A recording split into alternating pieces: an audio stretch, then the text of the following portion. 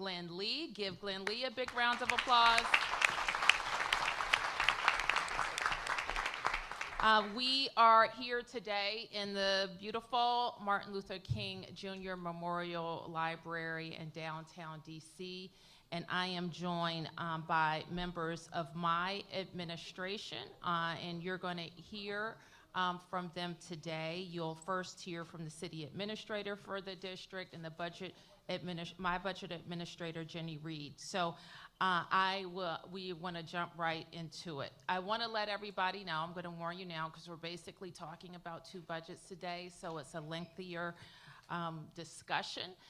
We will try to break when appropriate for questions from the members, but we do want to be able to get through all of the slides. So we are very happy when it's budget day. We get to deliver our FY26 budget after many weeks of diligent work in responding to a crisis that was not a crisis of our making, but it is one that has real impacts on the city. So today we are pleased to deliver that budget. Director Reed and the city administrator are my lead budget staff folks, and their teams have worked diligently to deliver a strong and certified budget. So let's give them an early round of applause.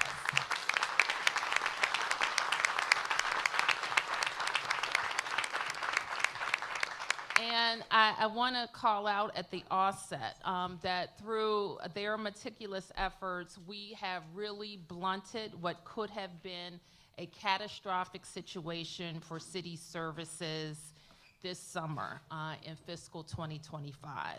And we have been very focused on an FY26 budget that both right sizes our spending and invest in our growth. So you've heard me say this before, and you've seen these numbers. And I think it's safe to say that 2024 was a comeback year for us. Last year, we had the fastest population growth of any jurisdiction in America, and we're back over 700,000. We continue to be the fastest improving school district. Violent crime was at a 30-year low. Our park system for 5 years in a row has been ranked number one. We have 28 consecutive clean audits. Our tourism recovered from the pandemic. We balanced our 29th budget. We led the nation because of an innovative partnership with the private sector in commercial to residential conversions, and you'll like this, Glenn likes this one, we had 52 days cash on hand. So that was our 2024 comeback year. And then we got hit with the Doge economy. And we know what that has meant for the city, and we're just gonna talk a little bit about the impacts. And I think I'm turning it over to the budget director, who's going to talk a little bit more about that. But you've seen the reports, you've read the articles that the CFO, with our most recent revenue estimate, has forecast that federal job changes could lead to 40,000 residents who lose a job in the next 4 years.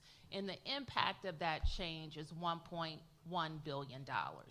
You know, I also firmly believe that the decisions that we make together can change that trajectory. And that is what we begin with these budget investments. So with that, I'll turn to Jenny, and I think we're also going to hear from Glenn to talk a little bit about I don't know who's talking first, the 2025 supplemental and CR fix.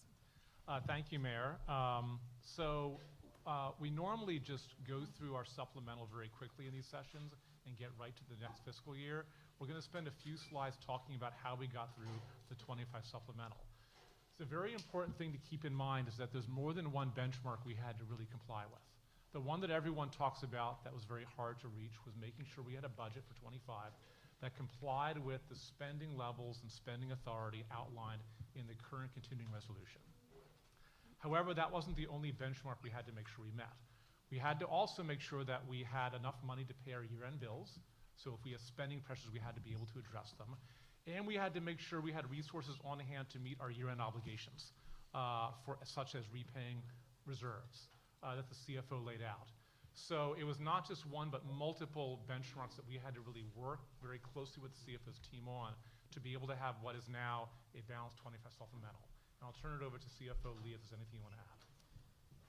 It's really important that we had a vision of how these issues were going to be addressed before we can consider the full four-year financial plan, 26 through 29. So we appreciate the patience for all of us to be able to make progress in actually having a very viable 25 plan that then sets the stage for 26 through 29. So thank you. Thank you. On the next slide, on slide 4, we're going to spend just a bit walking through how we got here from a time standpoint. So some of you may remember is March 8th when the language that was typically included in CRs was not there that would have exempted DC's budget from a CR.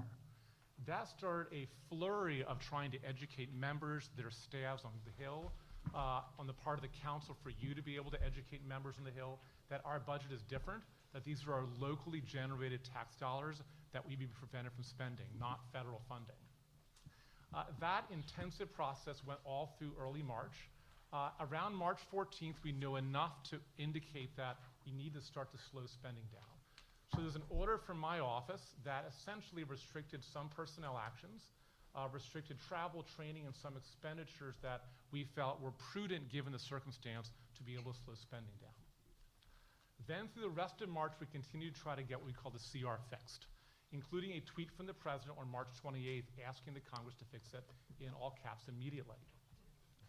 During this process, we knew recess was coming April 11th. April 11th came and went without the Congress fixing our CR issue, and they were going to be gone for over 2 weeks.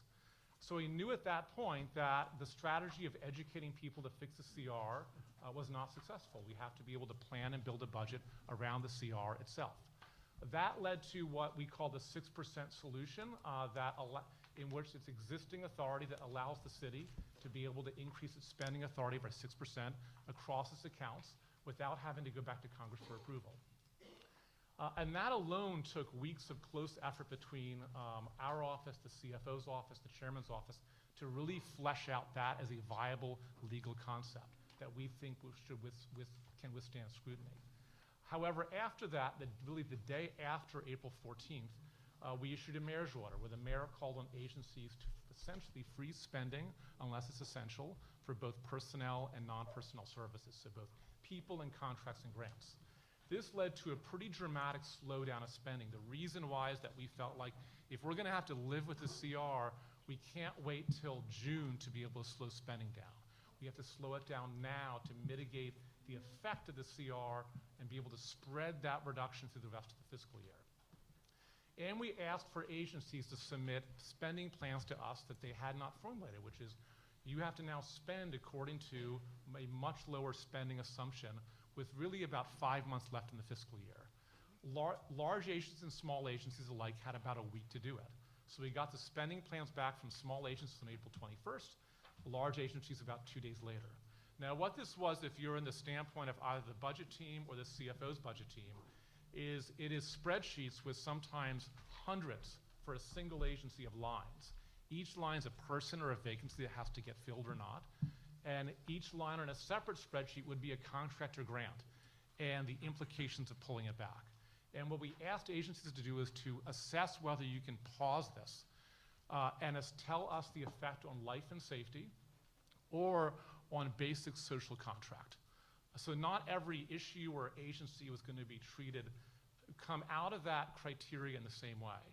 And across the agencies, it was looking at the end, literally thousands of rows of individual people to decide whether to not hire or hire in terms of a vacancy, and contracts to issue, not issue, or pull back on. And that's a laborious process that involved a back and forth with the agency, with the CFO's team, that led to us around May 7th determining, as a result of all this deliberation across all these spreadsheets, we believe we have a budget that will meet the threshold that the CFO applies in looking at, does it comply with the CR?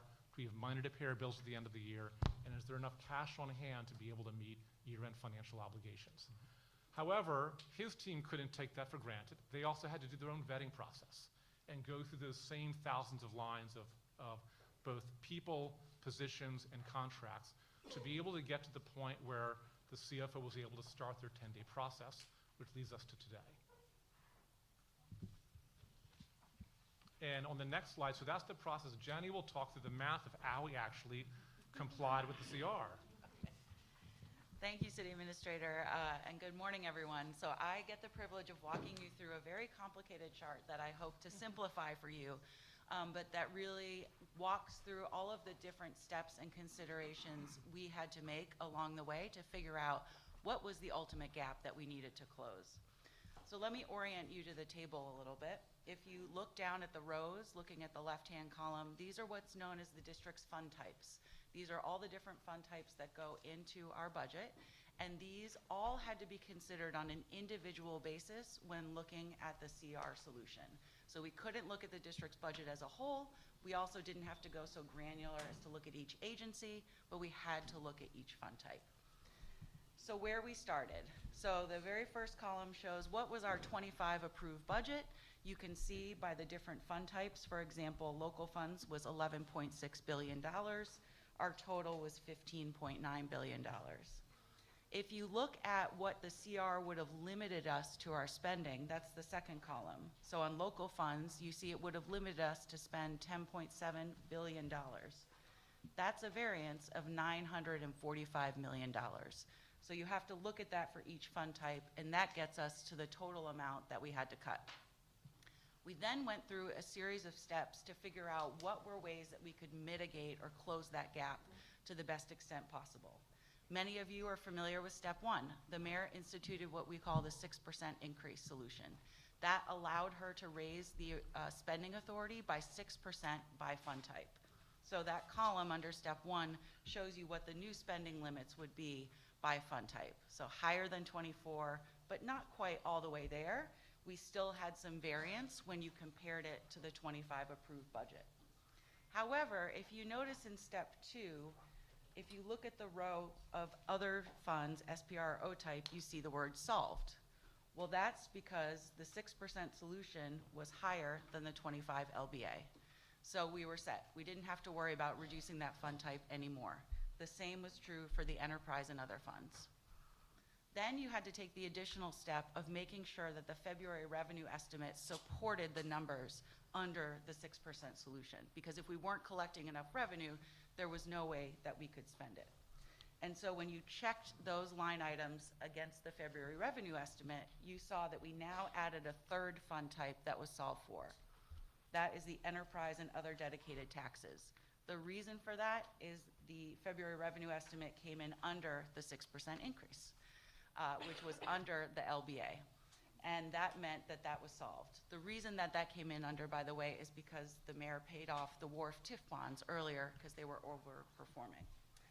So now we have 3 out of the 4 fund types solved. We then went to look at the dedicated taxes line. Many of you council members are probably familiar with the fact that a lot of dedicated tax funds come with their own automatic appropriation authority, regardless of what the LBA sets it at. A good example of this is the Housing Production Trust Fund. There's language in the Budget Act that says notwithstanding basically whatever revenues it collects, it can spend. So while we appropriate it at a certain level, if it collects revenues above and beyond the appropriation, even above and beyond 6%, the district has the legal authority to spend that revenue. So we examined each of these dedicated tax fund types. There's probably about 30 to 40 of them.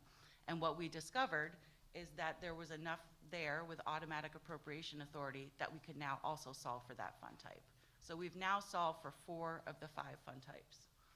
What we have left to solve for is local funds, and that was about $303 million. So if you jump to the right-hand side of the slide, you can see in step 7, we started with $303 million that we had to reduce, down from $1.1 billion. We then had additional ARPA local revenue replacement that comes with its own budget authority. That reduced the gap down by $50 million to about $253. But we then had to make two last adjustments to make sure the budget could reflect our needs today. So we had to make sure that we were addressing any spending pressures, and we had to make sure we were allowing for the appropriate amount of carryover to flow into 26 to balance the budget. So we needed another net $43 million in reductions to cover spending pressures, a net $51 million of carryover, and that got us to the bottom line number of $347 million. If you jump to the next slide, once we had that number, then we could really begin to figure out what levers do we need to pull in order to close the gap. So in order to close the CR gap, as well as address our spending pressures and year-end needs, we did about 4 different things. One, we instituted a hiring freeze, saving about $63 million in personnel costs through the remainder of the fiscal year. Importantly, we were able to maintain frontline public safety and education and summer positions so as not to interrupt programming. We made $175 million of non-personnel service reductions, contracts, grants, equipment, supplies, things like that. We shifted $202 million of expenses in 25 into 26 that we knew we could wait until October 1 to spend. This was mainly in the workforce investment account that pays for our collective bargaining agreements and the Housing Production Trust Fund. And then we converted another $160 million of local funds into special purpose revenue funds, which also came with a higher amount of appropriation authority. Lastly, we captured about $117 million of funds, excess funds through special purpose and dedicated tax revenues. And all of that let us not only solve for the CR solution, it let us address our $167 million of spending pressures and our $180 million of year-end resource needs.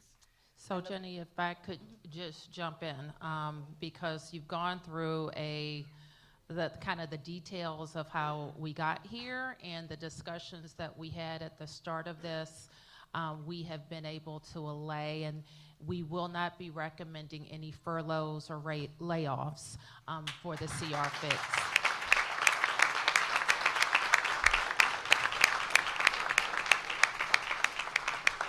And we will not have to close any of our facilities, though our directors really spent a lot of time, if it came to this, to do this in a way that we would not overly impact services to the community, but we won't have to do that.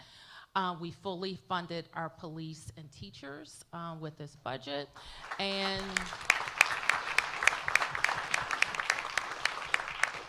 we won't have any changes to our summer programming.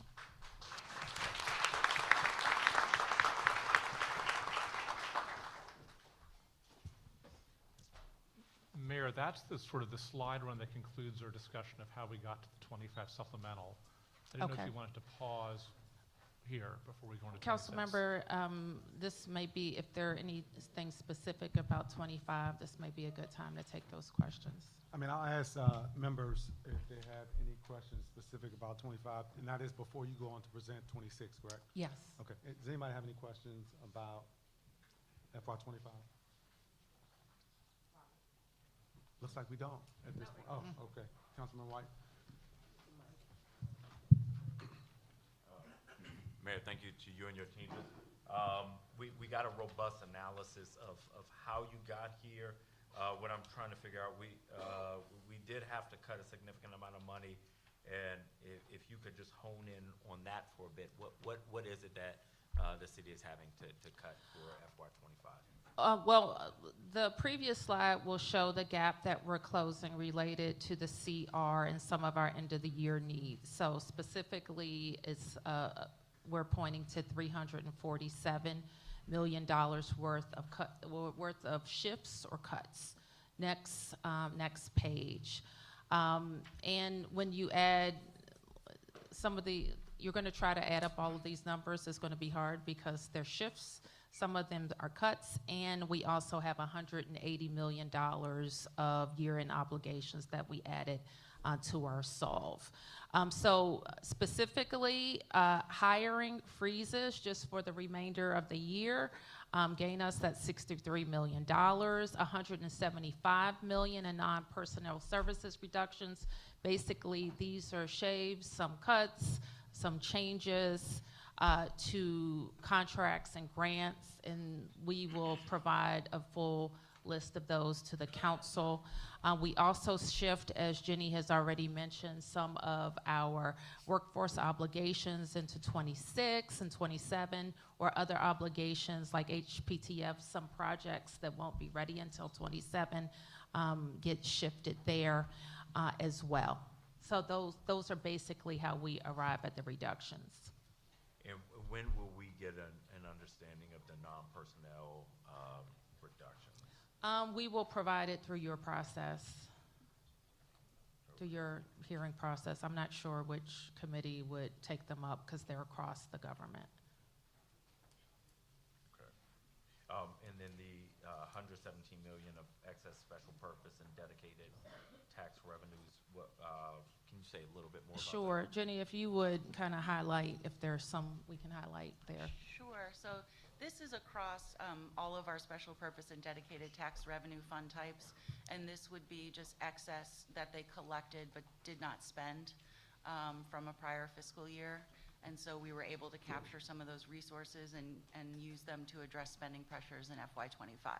And when we submit the supplemental to you, you will see a full detailed accounting of all of those changes. Okay, I guess what I'm struggling with here is I very much applaud the services and programs that we won't have to cut. As I'm reading this, the suggestion that I'm getting is that residents are not going to feel this in a big way, which would suggest to residents and to me that these might be things that we could trim down as we are heading into a financial deficit. So I guess why did it require the federal government to intervene in our budget for us to be able to identify things that we maybe could have identified without this crisis? Well, I mean, that's a question for you, council member. We make a proposal, and the council can address our proposal how you like. If there are agencies or programs that you wish to cut, obviously you can cut them during the council process. Likewise, you cannot create new agencies, you cannot add positions, you cannot do all of those things. And I think we do all have the opportunity now because we're freezing, and we have frozen over the last month or so some positions in the government. Some we're going to turn on because we need them, but we won't be turning all of them on. As it relates to contracts and grants, these are certainly, we identified first the things that we didn't think would affect, obviously, life, safety, and the core mission of the government, but others will be services that that are worthy and they're helpful, but they're not core. So it's the difference between making investments in core services and making investments in things that help make DC a great place to live, but aren't mission critical. I guess I'll wrap up by saying in the budget last year, one of the things I pushed very hard for was a financial performance review so that we could uncover where we could save money in our government as we headed into more difficult times. That was a concept that got buy-in from the council, the CFO, and the auditor, but we had trouble getting buy-in from the administration, and I think these cuts show that there's room for us to work together on an audit across government to see where we might be able to save money again, because we know that we are in a time, hopefully a relatively short time, of a financial deficit. So I hope as we move into next year, we can partner with you and the administration to get that done so that we can look at ways when we meet here next year where we are not talking about raising taxes, but talking about how we've identified inefficiencies and are using that to fund core programs of the city. Right, thank you. And respectfully, council member, last year when we were here, we identified $500 million worth of cuts to our budget. The council added over $1 billion of spending. So I want to be clear about where we're starting. We can propose cuts, but you have to maintain those cuts. And so we need to kind of stay focused in on that. And as it relates to expenditure, commissions, and the like, I'm happy to entertain that, but I do think that we have the staff. I know I have the staff to do that work. Okay, Yeah, but can we do it in partnership with the council? So I'm not trying to get into finger pointing. What I'm suggesting is a fact, which is we couldn't get buy-in from this. I don't know what that means. It I'm means gonna go- the I'm gonna mayor go- said you are not going to work Councilmember? with us on a financial performance review. I'm gonna see if we can get a couple more questions in, if it's okay. We got Matt Fruman, who is next, and then we're gonna go to Christina Henderson. Is the lineup? Yeah, sure. Thank you very much. I will be, I think we'll all be very curious to see what are the cuts that you deemed are not core, and that's a thing that in the fullness of time will be revealed. One of the things that we talked about the conundrum that we were in, is that we were going to collect the taxes and we weren't going to be able to spend them, and then at the end of the year we would have a big surplus and have not been able to meet needs in the interim. I'm curious, when I look at this, is the result of this that everything balances with the 167 million of increased pressures and the 180 million going to the available for end of the year obligations, or do we anticipate a larger surplus than had the CR not happened?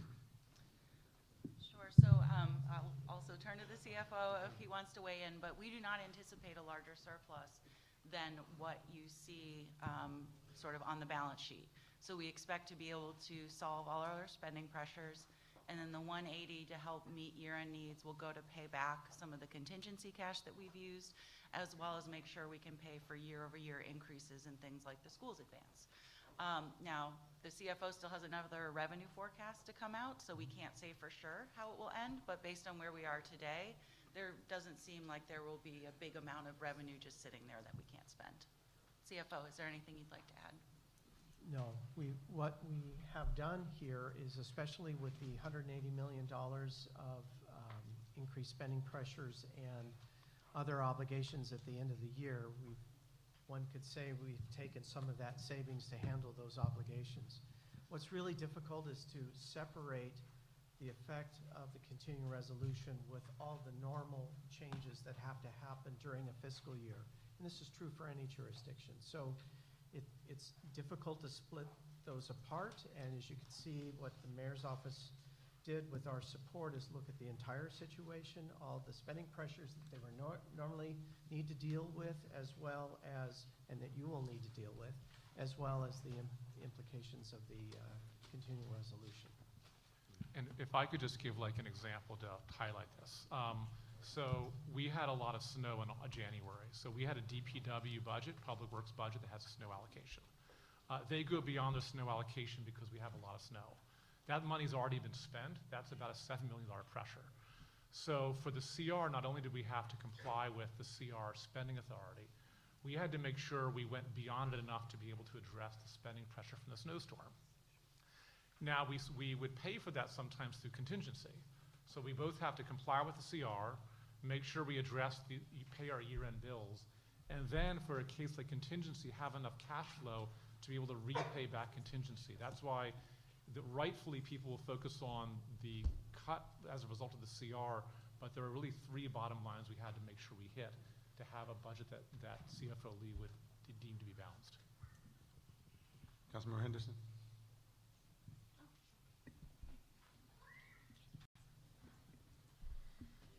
Good morning, Mayor. Thank you. Good morning, Councilmember. I know one of the things that was really big in terms of FY25 was the use of overtime. We have we're about to hit a stretch of a number of large public events, parades and the like. But overall, heading into the summer, there are a number of Somebody's phone, maybe? Okay. a number of agencies who use overtime that some people wouldn't even think of, like the Department of Human Services, and then there's some others, OUC, et cetera. Can you talk a little bit about how does the 180 million remaining allow for those agencies that still need to use overtime to be able to continue to do so? Sure, I can take that. So, council member, what you'll see in the supplemental budget is both and. So we have added a significant amount of funding to many of our core agencies to address overtime that they've already, and we anticipate they already will incur. So Metropolitan Police Department, Department of Corrections, Department of Behavioral Health, Public Works, DYRS, many of those agencies. We never know how many events we're truly going to have to do through the end of the year. And so we'll keep watching that spending, and if it does start to exceed what we budgeted, we'll work with the CFO to identify underspending in other areas and move that around.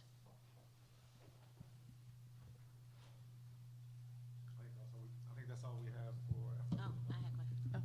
I'm sorry. Thank you. Denise Lewis-George. Good morning. Thank you, Madam Mayor and team, and congratulations. Thank you. And I truly want to thank you all for the no furloughs and layoffs that you've been able to do. So many district workers were having anxiety about this in the last coming weeks, and so really, I truly appreciate it. My question is about, I know we have a hiring freeze of over $63 million in personnel costs. I know in the coming weeks you will make a decision about who will get, which agencies will have the unfreeze. And so I just wanted to ask sort of, what are you thinking about as far as what the criteria will be for agencies who are going to be able to have the unfreeze? And I'm really thinking about our mission critical agencies that have caseworkers and social workers that we want to make sure that their caseloads are not high. And so I just want, and traffic safety workers, we have a number of schools who, want traffic guards. I'm thinking about those mission critical ones, sort of what's going to be those factors and how are you going to consider, and can the council be involved in the conversation of who's in the unfreeze list? I'll start with the end. So absolutely, like the baton gets handed over to the council, and we know and expect we'll be looking closely at 25.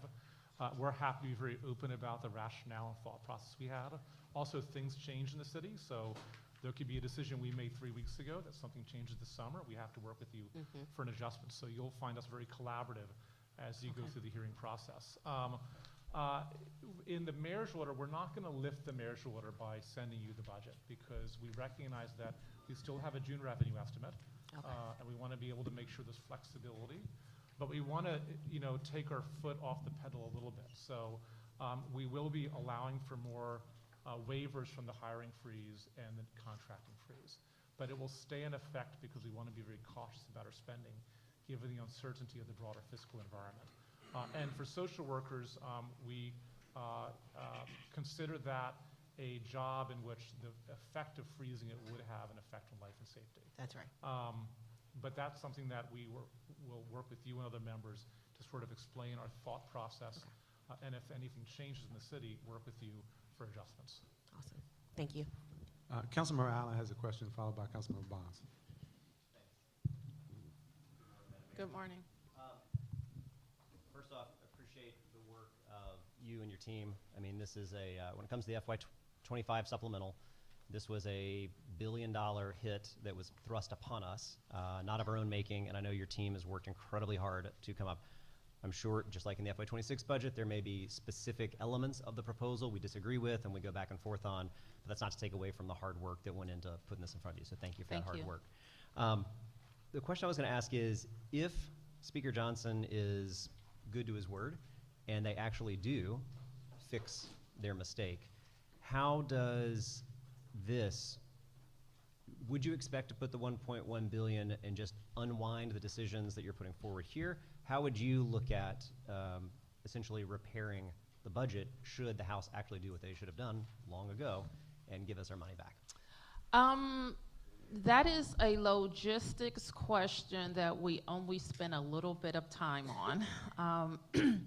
And we will continue to work with the Congress to get this reversed. So we will not take our foot off the gas as it relates to that because, we've already spent a lot of time talking about the weeks and time that we have invested in this process.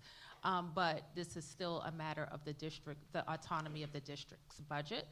So we will continue to work on that. And I would have to, Charles, think about how to work with you work with the council on changes if that happens. Thanks. Councilmember Bonds. Yeah, Yes, thank you. Thank you very much, Mayor, and to your team, and to the many, many hours that you've spent, I guess hours, weeks, months you've spent on this budget. It's intriguing, I must say. I love the little boxes that Jenny attempted to explain to us. And we'll get through it. We'll read it 5 times and then we'll have it.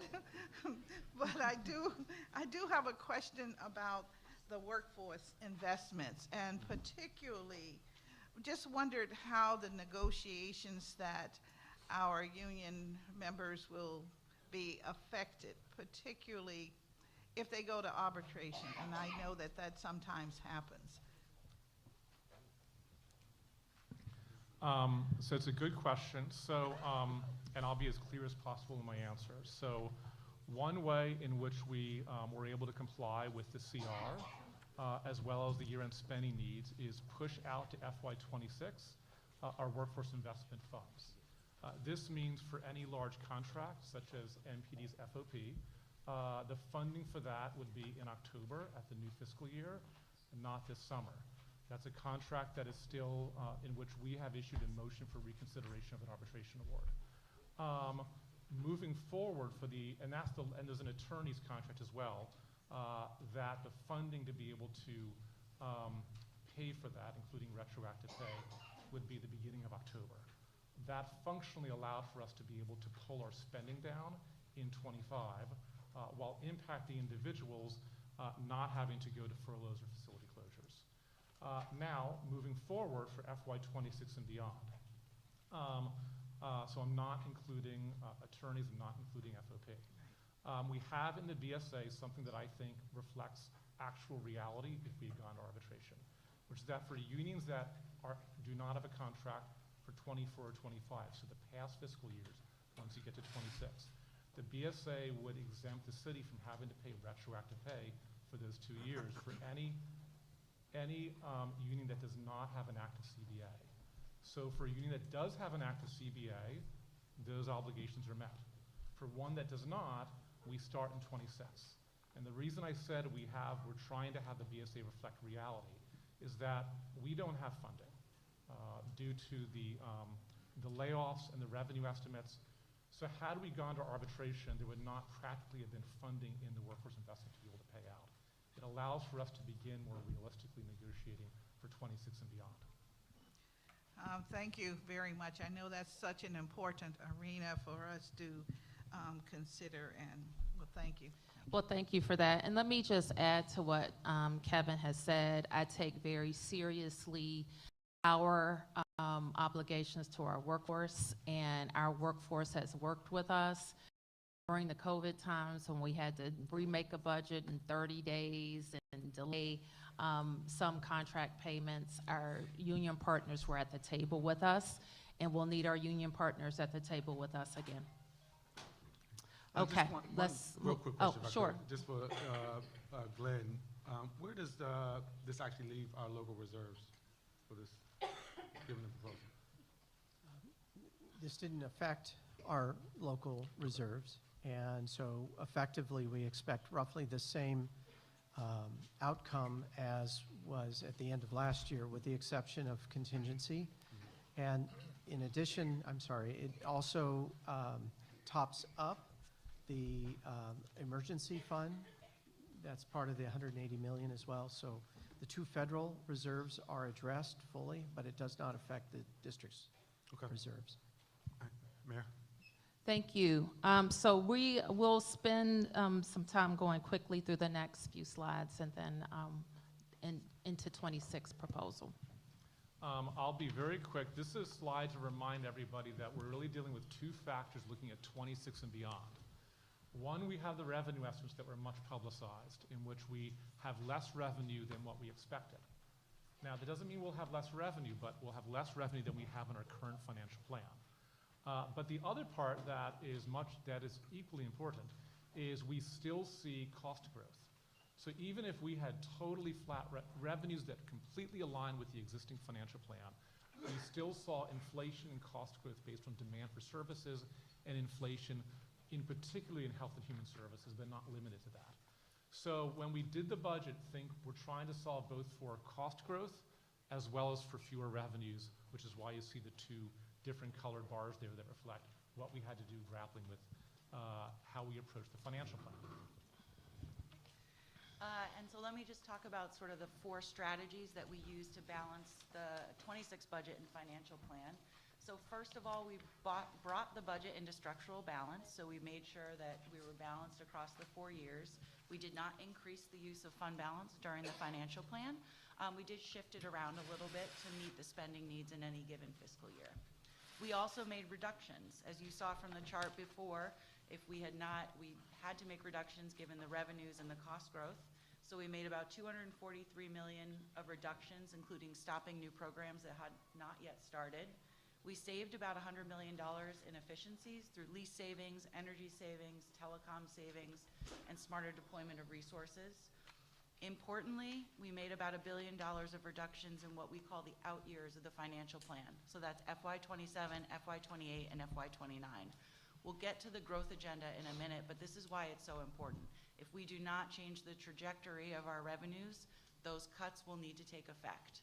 However, we have been able to make sure that programs can live through FY26 while we work on that growth agenda, and we hope to not have to take those cuts. You'll see throughout the slides as we go through, we also made policy changes to several programs where the costs were growing far faster than our revenues, and this saved us about $500 million in new costs that we would have otherwise experienced. Importantly, we did not introduce any new taxes. We captured unbudgeted revenues, and we repurposed our existing resources to ensure that they aligned with the growth agenda. And I will now turn it back to the mayor to talk us through that. Okay, so I'll try to go quickly. You've seen some of this, but these are 3 important questions that guide my decisions on operating and capital investments. The first one, does this investment keep people and families in DC and attract new residents? Does it create economic activity to fund city services and programs? And does it attract new businesses and create DC jobs for DC residents? So if the answer to those questions is no, that's something that we look very hard at to see if we need to continue to do it. We introduced this fairly recently about how do we attract business, jobs, people to the District of Columbia. So a big tenet of our growth strategies is to double down on business attraction and incentives, equalize some of our attraction dollars. We have included reforms to how projects start. We have paused during this plan some of the best and net zero requirements, parking requirements. We have included our Rental Act, which is TOPA reform, also in our Budget Support Act. We are proposing to repeal Initiative 82, and I'm happy to answer questions about that. And establishing sales tax holidays for restaurants. We recognize how important this industry is to the district's economy and how much trouble it's in. We have also reduced our the universal paid leave tax. It's a modest reduction, but I think it's an important one to demonstrate where we need to go with that. We're putting vacant lots back to productive use with some policy change. We are looking at our business licensing. We've delayed the sales tax increase implementation, and we are improving transfer and recordation tax appeals. So you can see that there. We're also leaning in big on things that are working and how we shift our economy from one that is so reliant on federal jobs to one that is more reliant on growing private sector investment and jobs, including bringing the Commanders home to RFK Stadium. We continue our transformation and investment in the Capital One Arena in downtown DC, right here. We're investing in our theaters, including National, Lincoln, and Howard. We are reviving the qualified high-tech technology tax incentives, and we're happy to talk a little bit more about that. We're investing in tech, which I know showed up in a lot of my meetings with council members about tech incubators and startups. We're also doing something different, expanding gaming opportunities in the district with commercial, they tell me it's hot, commercial bingo, live poker, and blackjack. Finally, we are continuing our investment in downtown and our commercial corridors. By hosting activations during the Capital One construction period, launching a Chinatown renewal initiative. We are expanding. We got a lot of feedback about our residential to commercial conversions, and so, or the housing in downtown program. So now we're expanding that to Georgetown and the Mount Vernon Triangle. We're creating Gallery Square, which was part of our Gallery Place task force recommendations. We're also looking, and we're going to say more later about our federal strategies, but we've included one aspect in this growth agenda, and that's a master plan for Southwest DC. Citywide, we're looking at retail, and every ward council member has talked to me about retail. We are also looking at our vending enforcement and improving the policy and investment in enforcement. And we are expanding the mayoral telework policy by way of language in the BSA to include independent agencies. So, next. So I will go through the next two slides very quickly so we can get into specific investments. The FY26 operating budget is about $13 billion for our general funds. It's about a 1.6% increase year over year of the 25 revised budget. So many of you know that's really not much at all. And we continue to invest 50% of our local funds into human services and education. Next slide. The capital budget is $2.6 billion for FY26, or $10 billion over the 6-year CIP.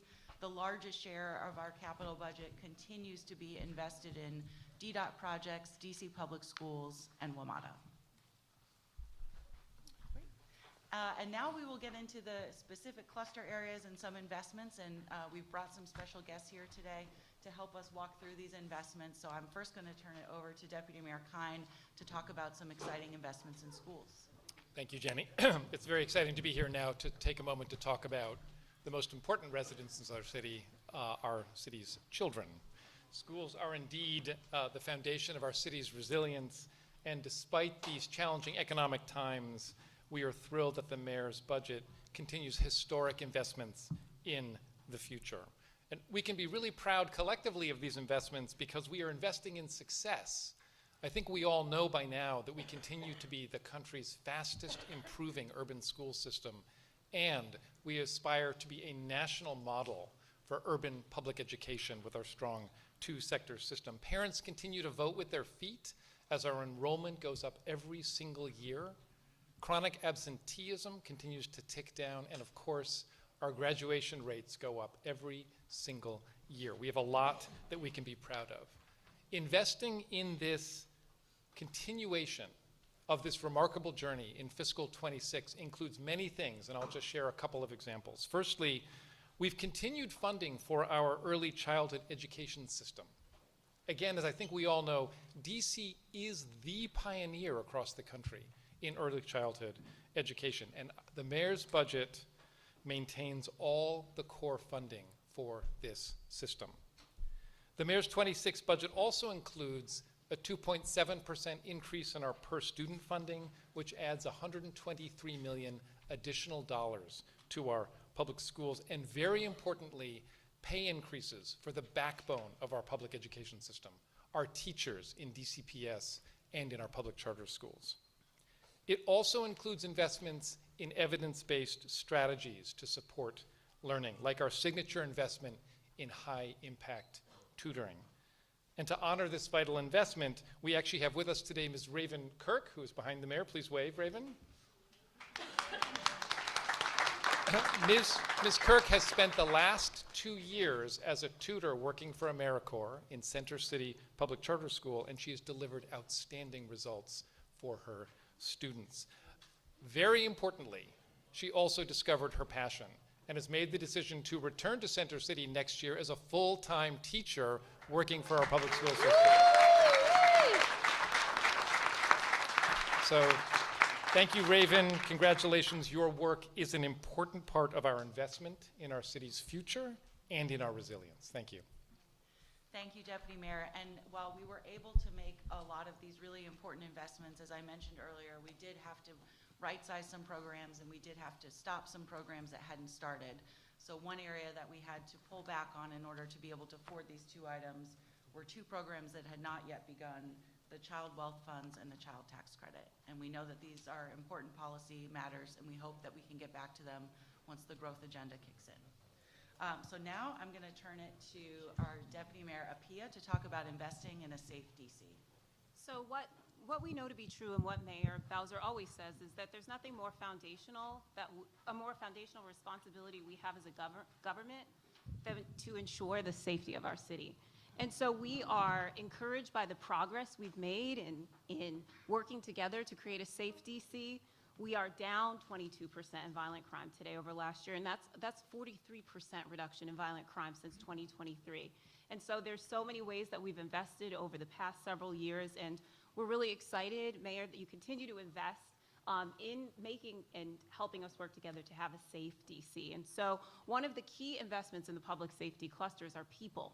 There are more than 10,000 employees across the 13 agencies that make up the public safety and justice cluster, and they are 24/7, 365 days a year working to keep our city safe and moving. And so it's one of our largest investments in PSJ. And so we're really excited to continue to invest in our pipeline to hiring, not just recruits, but our cadet program. And so we have actually one of our cadets, second-year cadet Anya Selman from MPD here. She is a DC native. And we mention that because our cadet conversions are one of the truly one of our largest pipelines now into MPD, but we also continue to invest in ways to ensure that we are on our path to 4,000. We are committed to that, to ensuring that we have the number of officers that we need to keep our city safe. And so you'll see a $30 million investment in MPD hiring for more officers, but you've heard us say over the past several years that we have the force strength that we have, so it's very important that we continue to invest in technology as well that helps us to be able to continue to drive down crime. And so included also in that $30 million investment is for more crime-fighting technology and equipment.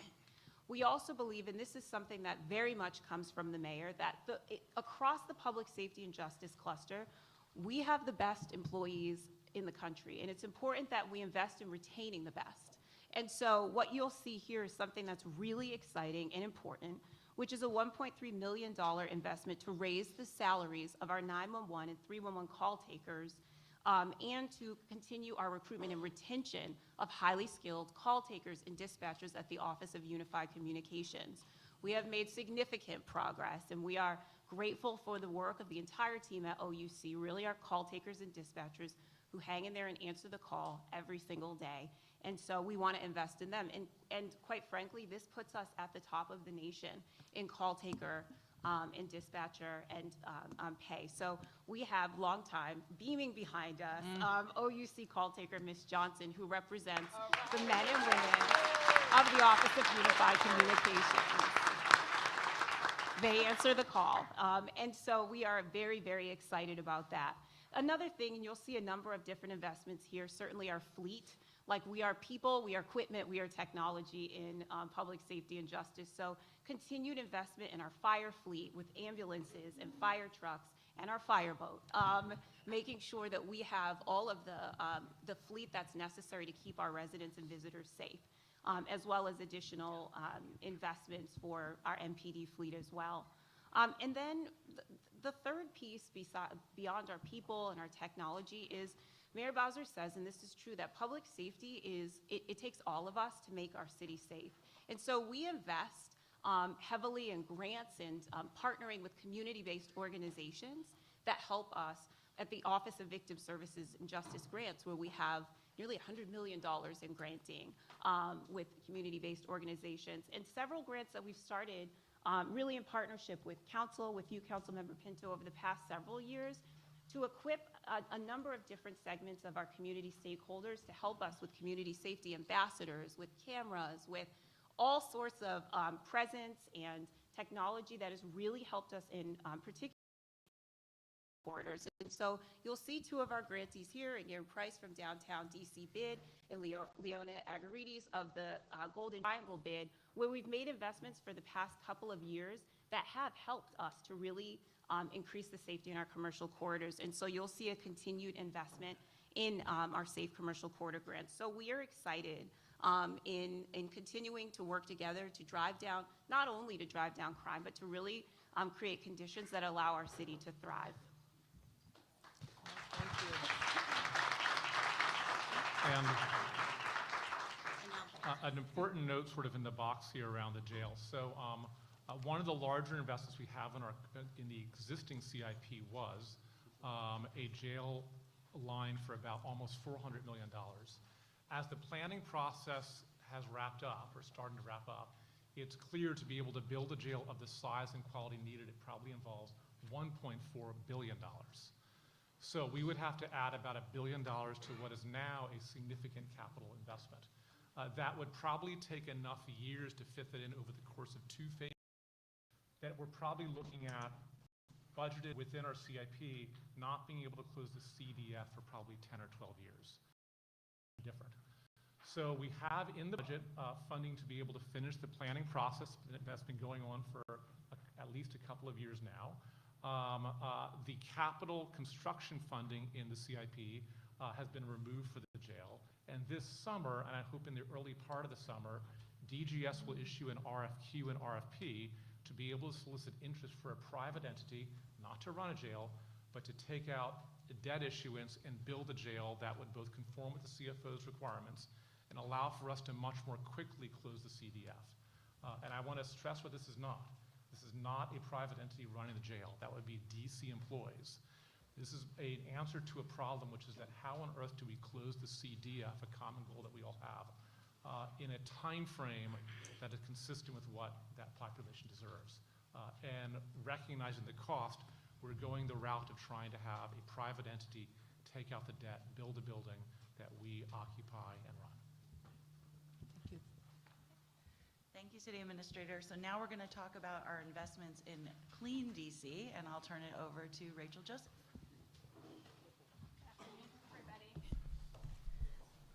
The Safe Urban Infrastructure Cluster leads the district agencies, communities, and the public, the visiting public, in maintaining a clean and beautiful district. I'm going to highlight 2 investments that Mayor Bowser has made, has proposed in this budget. In November, the Department of Public Works continued the seasonal leaf employees into a team that is focused on ensuring the cleanliness of all of the corridors entering and exiting the city. We have increased that to 80 staff members, and the mayor's budget includes $4.6 million to support continuing those 80 staff as employees into fiscal 26.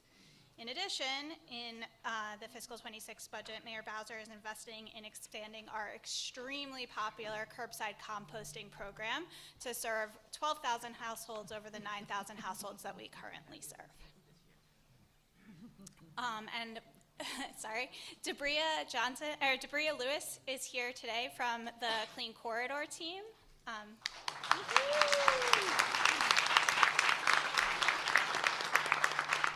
Debria started as a seasonal leaf employee, and she will continue on the Clean Corridor team into fiscal 26. Thank you. Next, we'll talk about investments in housing and economic development. I will turn it to Deputy Mayor Albert. Thank you. Mayor Bowser has had at the forefront of her agenda since 2015 15 housing and affordable housing for DC residents. Under her leadership, DC has invested more than $1.5 billion in affordable housing and housing production. Since 2019 alone, the district has produced 36,000 new homes. Actually, we've exceeded that number to date, which has blunted the rise in our housing costs. We want to get back to predictably investing in preserving and producing housing. And several weeks ago, the mayor announced that she is proposing to restore HPTF back to $100 million in FY26, as well as continue support of the AIR property program, which ensures wealth building for DC families, and $23 million in HPAP, which promotes home ownership. We are maintaining our commitments and momentum on delivering the new communities projects with $177 million in total investments across 4 different neighborhoods, as well as more than $52 million to support the DC Housing Authority. I would like to thank Heather Wellington, Chair of the Board of the DC Housing Finance Agency and President of African American Real Estate Professionals. Heather's leadership has enabled so many housing providers, large and small, to develop and maintain housing for DC residents. And our commitment to neighborhood development across the city has not wavered. And we are proposing continued investments in projects on the east side of Washington, as well as supporting our neighborhood commercial corridors. And last but not least, I do want to point out we are going to be entering into 3 consecutive years of national and international events, with World Pride actually just having kicked off for this year in 25. In 26 is the semi-quincentennial of the United States, which should be a year-long celebration called America 250. And so we'll be focusing our attention on making that as a successful event next year. And then last but not least, if we think about the cadence of what we have coming up for our city in 2027 is the NFL draft. So all of those things together are incredibly exciting cadence. Our work throughout the city continues, and we will position ourselves for near and long-term growth in housing, jobs, and revenue. Thank you, Deputy Mayor. And we will now go back to Deputy Mayor Kine to talk about investments in our libraries and recreation centers. Well, it's a bit of a tag team here because I'm going to ask first our fabulous Executive Director of the Libraries to share with us some investments going on here at the library. Rich? Hi, everyone. Welcome. I'm going to take a step on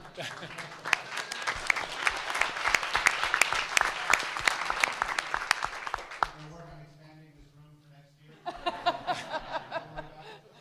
any event, in continued support of DC Public Library's award-winning facilities master plan, Ex Libris, we're thrilled that there's $166 million representing significant increases in the capital improvement plan to fully fund 6 new libraries in Chevy Chase, Congress Heights, Deanwood, Edgewood, Eckington, Rosedale, and Central Park.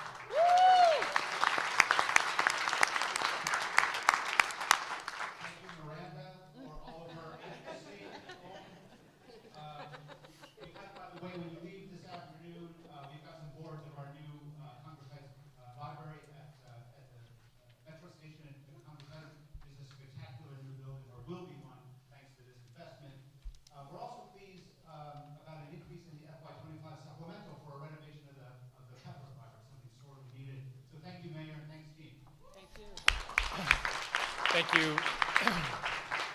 Thank you, Rich, and thanks so much for hosting us today. We will now hear briefly from our fabulous Director of the Department of Parks and Recreation, who is dressed for Budget Day. Good afternoon. Thank you, Mayor Bowser, for your continued investments. So we are the #1 park system in America, 5 years in a row. Investment, access, and equity. The budget proposes $188 million to support 22 recreation centers improvement.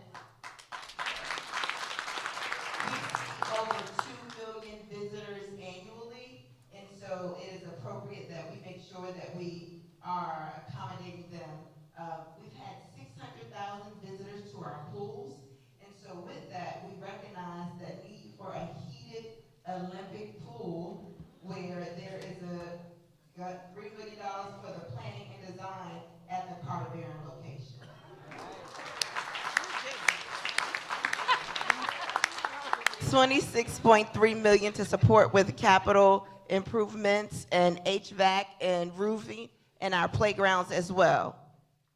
One of the things I'm most excited about is a $400,000 stipend for coaches and volunteers. We recruit coaches to support with our youth programs, and it's necessary that we're able to give them back because many times they're coming out of their own pockets. We're excited about this $400,000 investment for stipends.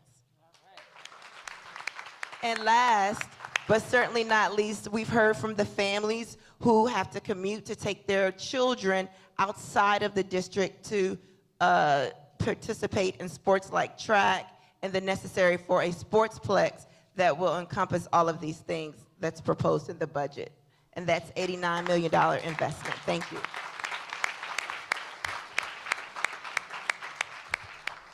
Thank you, Director. Next, we will hear from Deputy Mayor Turnage for some of our investments in health. Thank you, Jenny. And let me apologize for my voice. I feel like I'm dying these days. But it seems like I get sicker each day. I don't know what's going on. But this is a challenging time for. I'm sorry. This is a challenging time for health and human services, especially healthcare, given what's going on at the federal level. The mayor was able to make some significant investments before having to deal with the challenge of right-sizing the budget. The list of those investments are in front of you. They're all significant. Certainly the $8 million that we're going to spend to handle the increased utilization for persons who receive care for their developmental disabilities. We had a major adjustment to the dental rate. Frankly, hadn't been adjusted in years, and there's an $8 million increase in the budget for that. We also have money in to cover sickle cell anemia. And there's a wonderful new animal shelter, if you all have not visited. It is incredible. The director, Bennett, has done a tremendous job. $3.9 million, it's a beautiful facility. You should go visit it if you haven't. But we also have to deal with the fact that Medicaid is growing at a substantially faster clip than the city's revenues. And just to remind folks, Medicaid is an entitlement program. That means once you're in, you are eligible for all the benefits that are in the state plan. And if you are a child, the benefit doesn't even have to be in the state plan. You can a doctor has to say you need it and we have to pay for it. So when you have that kind of program, there are only three factors you have to consider if you have to reduce costs. One is you have to look at the number of people in the program. Two, you have to look at the scope of the benefits and how frequently they're being used. And then you have to look at the price we pay providers. When you have such cost inflation, the most pragmatic way to control costs in an entitlement program is to slow spending by reducing the number of people in the program. And we've done that with three goals in mind. First of all, we have focused our eligibility reductions on those persons who are considered optional. We don't have any choice, but because if you're mandatory, we can't cut your eligibility. So we focused the eligibility reductions on those who are considered optional, and then we targeted those beneficiaries who are at the high end of the eligibility threshold. But the most important factor is we're not cutting them loose from from insurance, but we're going to work with the exchange under the direction of Mila Kaufman, and they're going to design a basic health benefit program and also look at the commercial marketplace to absorb those persons who will lose coverage under Medicaid. This will help us address the $82 million spending pressure that Medicaid has generated. Thank you. Thank you, Deputy Mayor. So now we are going to talk about our investments in human services, and I believe that we are going to turn to Interim Director Pierre. Yes, great. I'm here. Thank you, Jenny.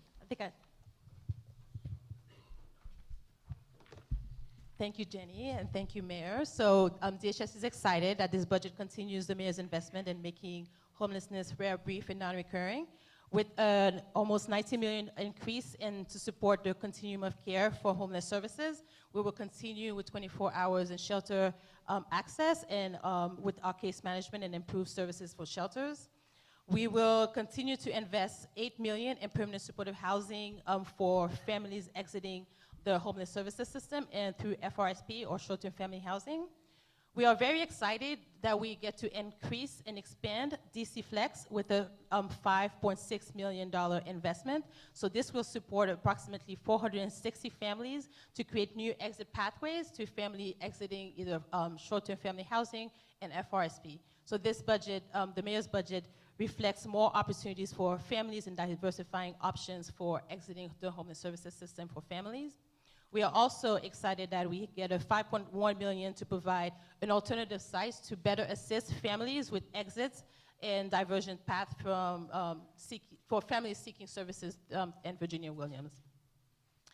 We are also very excited that the mayor has put $3 million in homeless prevention programs in our budget for next year. We do know that prevention and diversion services helped to decrease homelessness based on our 2025 bid count. So we do know that that homelessness has decreased 8% in the district from 2023 to 2024. And we are also very excited that this budget represents close to $60 million and for a replacement site for the federal city shelter known as CCNV. We are very excited that we also get a brand new shelter for New York Avenue replacement. $43 million will go to a brand new shelter to replace the New York Avenue. Another $5 million for improvement in the Naylor Road shelter for families. Thank you. Thank you, Director. And then before we jump to the next topic, as we've talked about in some of the other policy areas, we did have to make some adjustments to programs or services that were growing well beyond our revenues. And one of those was in our temporary assistance for needy families program. It's grown by about 48% in cost since 2020, and we were facing an $11 million increase for FY26. So we've made two modest adjustments in order to bring the program costs more in line with our revenue changes. One is to pause the COLA increase for benefits, and second is to adjust the temporary reduction in benefits for households who do not meet requirements for 4 consecutive weeks without good cause. And so now we will turn it to the CA to talk about investments in transportation and the environment. Thank you. So I will just quickly highlight a few areas from our capital budget in particular for infrastructure and the environment. One is we continue to invest in multimodal transportation. It includes meetings with WMATA's funding request. That would include the changes to bus service that will be rolling out over the next couple of weeks. Funding a pedestrian tunnel in the Noma neighborhood to be able to support different modes for people being able to get around the city. We also have substantial investments in some of our traditional infrastructure. So $331 million for bridge replacements and improvements, notably the 8th Street Bridge, but also some of our other vital bridges, as well as $400 million to maintain the state of good repair for the city's sidewalks, alleys, and streets. And finally, and notably, over $100 million to continue to make investments in what we know to be our high injury improvements. I will highlight one more investment that's not in the capital budget, but in terms of the streetcar. There is funding in the budget to continue streetcar in 26 and 27, so for the next 2 years. There's not funding for the streetcar current budget beyond 27. And what we want to do is work with DDOT to be able to what DDOT calls the next generation streetcar, which is making use of the overhead catenary electric lines to be able to have essentially buses that utilize those and charge a battery to more nimbly and quickly expand what is now the streetcar line out beyond where it currently goes at a much more cost-effective rate than it would be to replace the actual streetcars as well as to improve and construct the service lines going to those locations. So, but the streetcar will continue for that 2-year time as we plan for what comes next. Thank you, City Administrator. And last but not least, we're going to talk about the investments in our government operations, and I will turn it over to ACA Rodriguez to kick us off. All right, thank you, and good afternoon, everyone. Want to talk a little bit about the mayor's investments in government operations. We like to say that our cluster really supports all the other clusters and agencies in order to do their core missions. I'd like to ask the directors of the GovOps cluster to please stand up and be recognized. That's it. Go ahead, stand up, John. Yeah. Thank you. Just to highlight some of the major investments that the mayor is making, particularly at our schools, nearly $8 million for repairs and maintenance. Even though school hasn't officially gotten out, we're already looking towards students' return in the fall.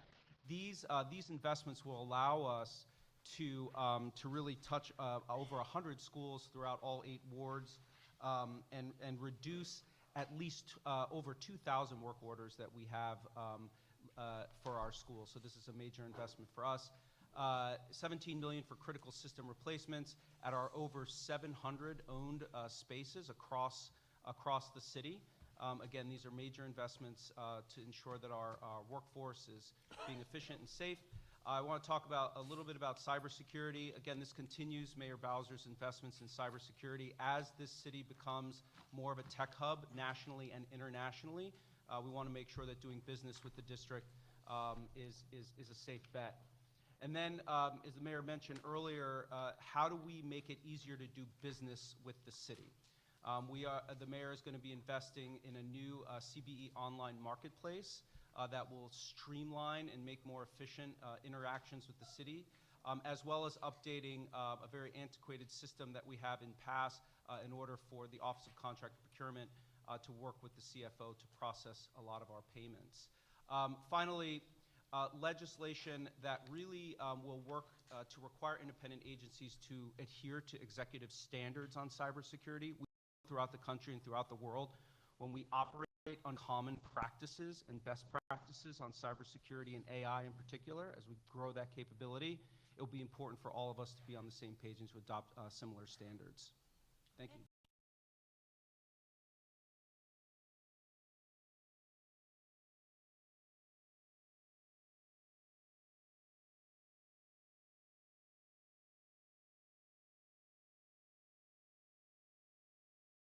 Purposed that site to build student housing for our UDC students, which we're very excited about.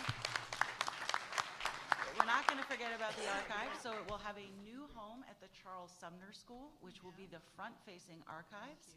And then we have included $23 million to construct basically the storage facility for items that are not on display to properly house DC's archives. And then last, mentioned, we've had many challenges with overtime. We know staffing and recruitment and retention are obviously very important, but we also noted that we needed to put some tighter restrictions on our own leave policies in district government in order to make sure we're not relying on so much overtime. So we've made some modest changes to the number of weeks for caretaker of a family, defining the family member to include the immediate family member, creating a waiting period, and a 12-week work commitment upon return. And with that, I'll turn it back to the mayor. Well, thank you. I want to thank everybody for their hard work and participation. Council members, I want to thank you and acknowledge your patience. We had some unprecedented things to work through, and I'm proud of the resolutions that we have arrived at and the proposal that we submit to you both for FY25 and our 26 proposal. So I will be open to any questions you have. I note that there are 11 council members present with 5 minutes. That's 55 minutes.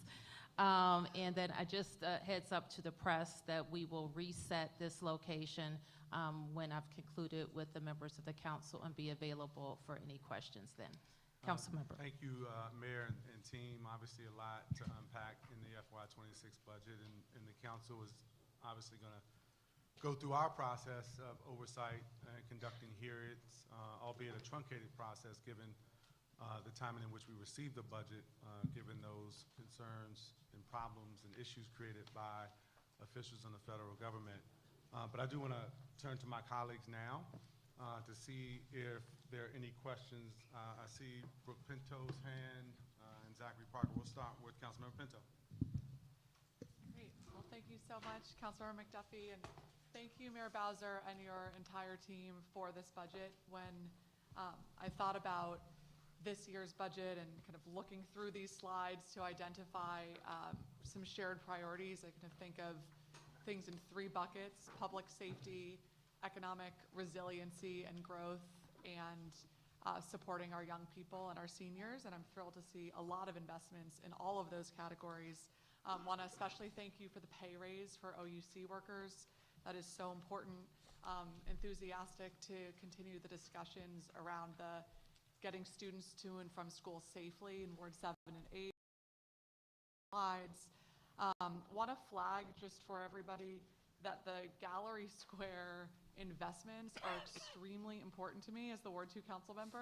And so when we think about areas of movement, I really hope those can be maintained. It is extremely important for our residents, our families, and our tourists to make sure that they can move up from the mall.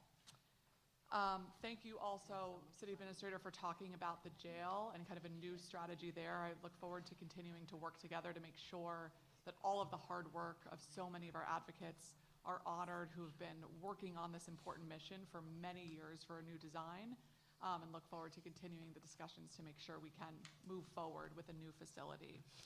I wanted to ask you about kind of two areas. One is, what do you see as the role and intersection between our violence interruption network and the hiring of police officers? I don't have the full ONES budget in front of me, but I think there are some reductions in OAG's Cure the Streets program and ONES, and as we talk about the role of violence interrupter, how do you see that fitting into this framework of this budget? And then I have a question about literacy investments and in what ways this budget moves forward literacy investments for our kids, who are still really in need to learn how to read. Well, thank you, Council Member, and I share your enthusiasm about the Gallery Square. It would be keeping faith with the commitments we made to the Gallery Place and Chinatown communities, and it's a contemplated synergy with the over $500 million investment we have in the arena. So it's very, very important. And we maintain our commitment to having a robust violence intervention network. And I will say Deputy Mayor Pia and Chief Smith have even more recently shared with me how it is helping in certain neighborhoods with driving down crime. So we remain committed to it, and I'll ask the CA to address any dollars. I'll get more specific. There's no cuts in the 26 budget. I'm looking at Jenny to confirm. Small reductions that are not significant. In the 26, as you look at the out years, and I'm sure you should ask all folks to look at the out years, there are reductions as you go through the financial plan in the ONES is contracted VI work. It is incumbent upon all of us, it's a very important investment to be able to look at where around all the prevention work that at this point has its origins tracing back like 8 or 9 years. What do we know has had an impact? What are we not sure has had an impact in being able to make sure the dollars go to where we have the largest impacts? So I think there'll be some deliberation we do across all the agencies working with your team. As it relates to the Cure the Streets work, we had funded, there was a significant amount of what I call unbudgeted excess revenue that had not been budgeted, that I understand would have, as a practical matter, been used to be able to apply to the Cure the Streets program.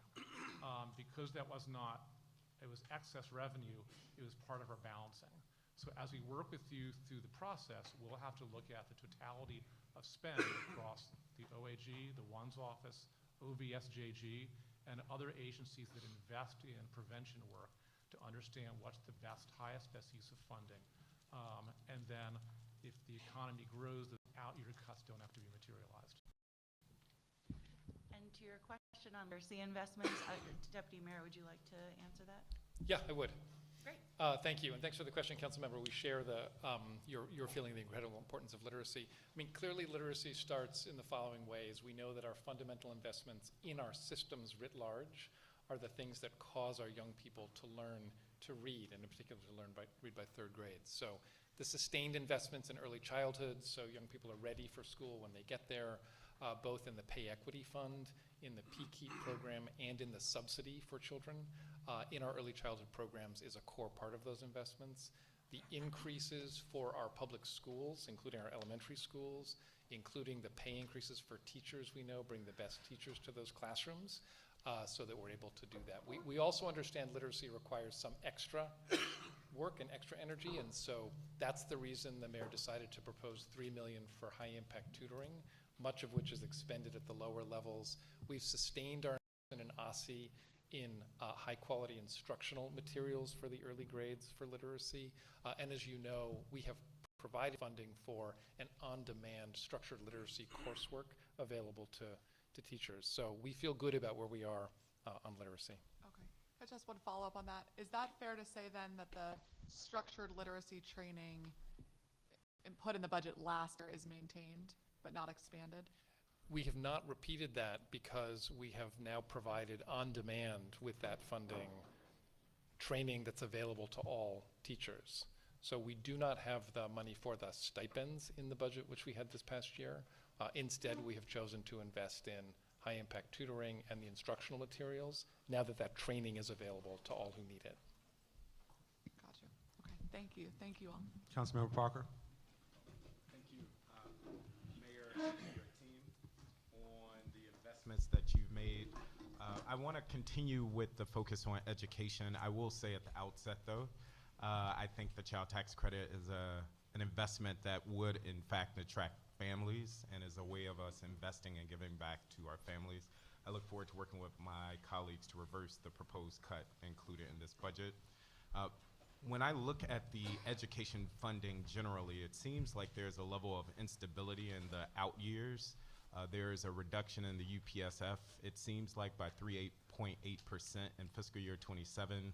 The pay equity fund is zeroed out in fiscal year 27. And so I know some of that, Jenny, I heard you mention earlier, the hope is that the growth strategies work, and the hope is that those investments are returned to these line items. Can you speak to what preparation, if any, you're looking to have, and I guess that's more so for the mayor, with our school communities, given that there's likely to be a significant reduction in investment in the out years, starting in fiscal year 27? I would highly doubt that that I would stand here as mayor saying that there will be a significant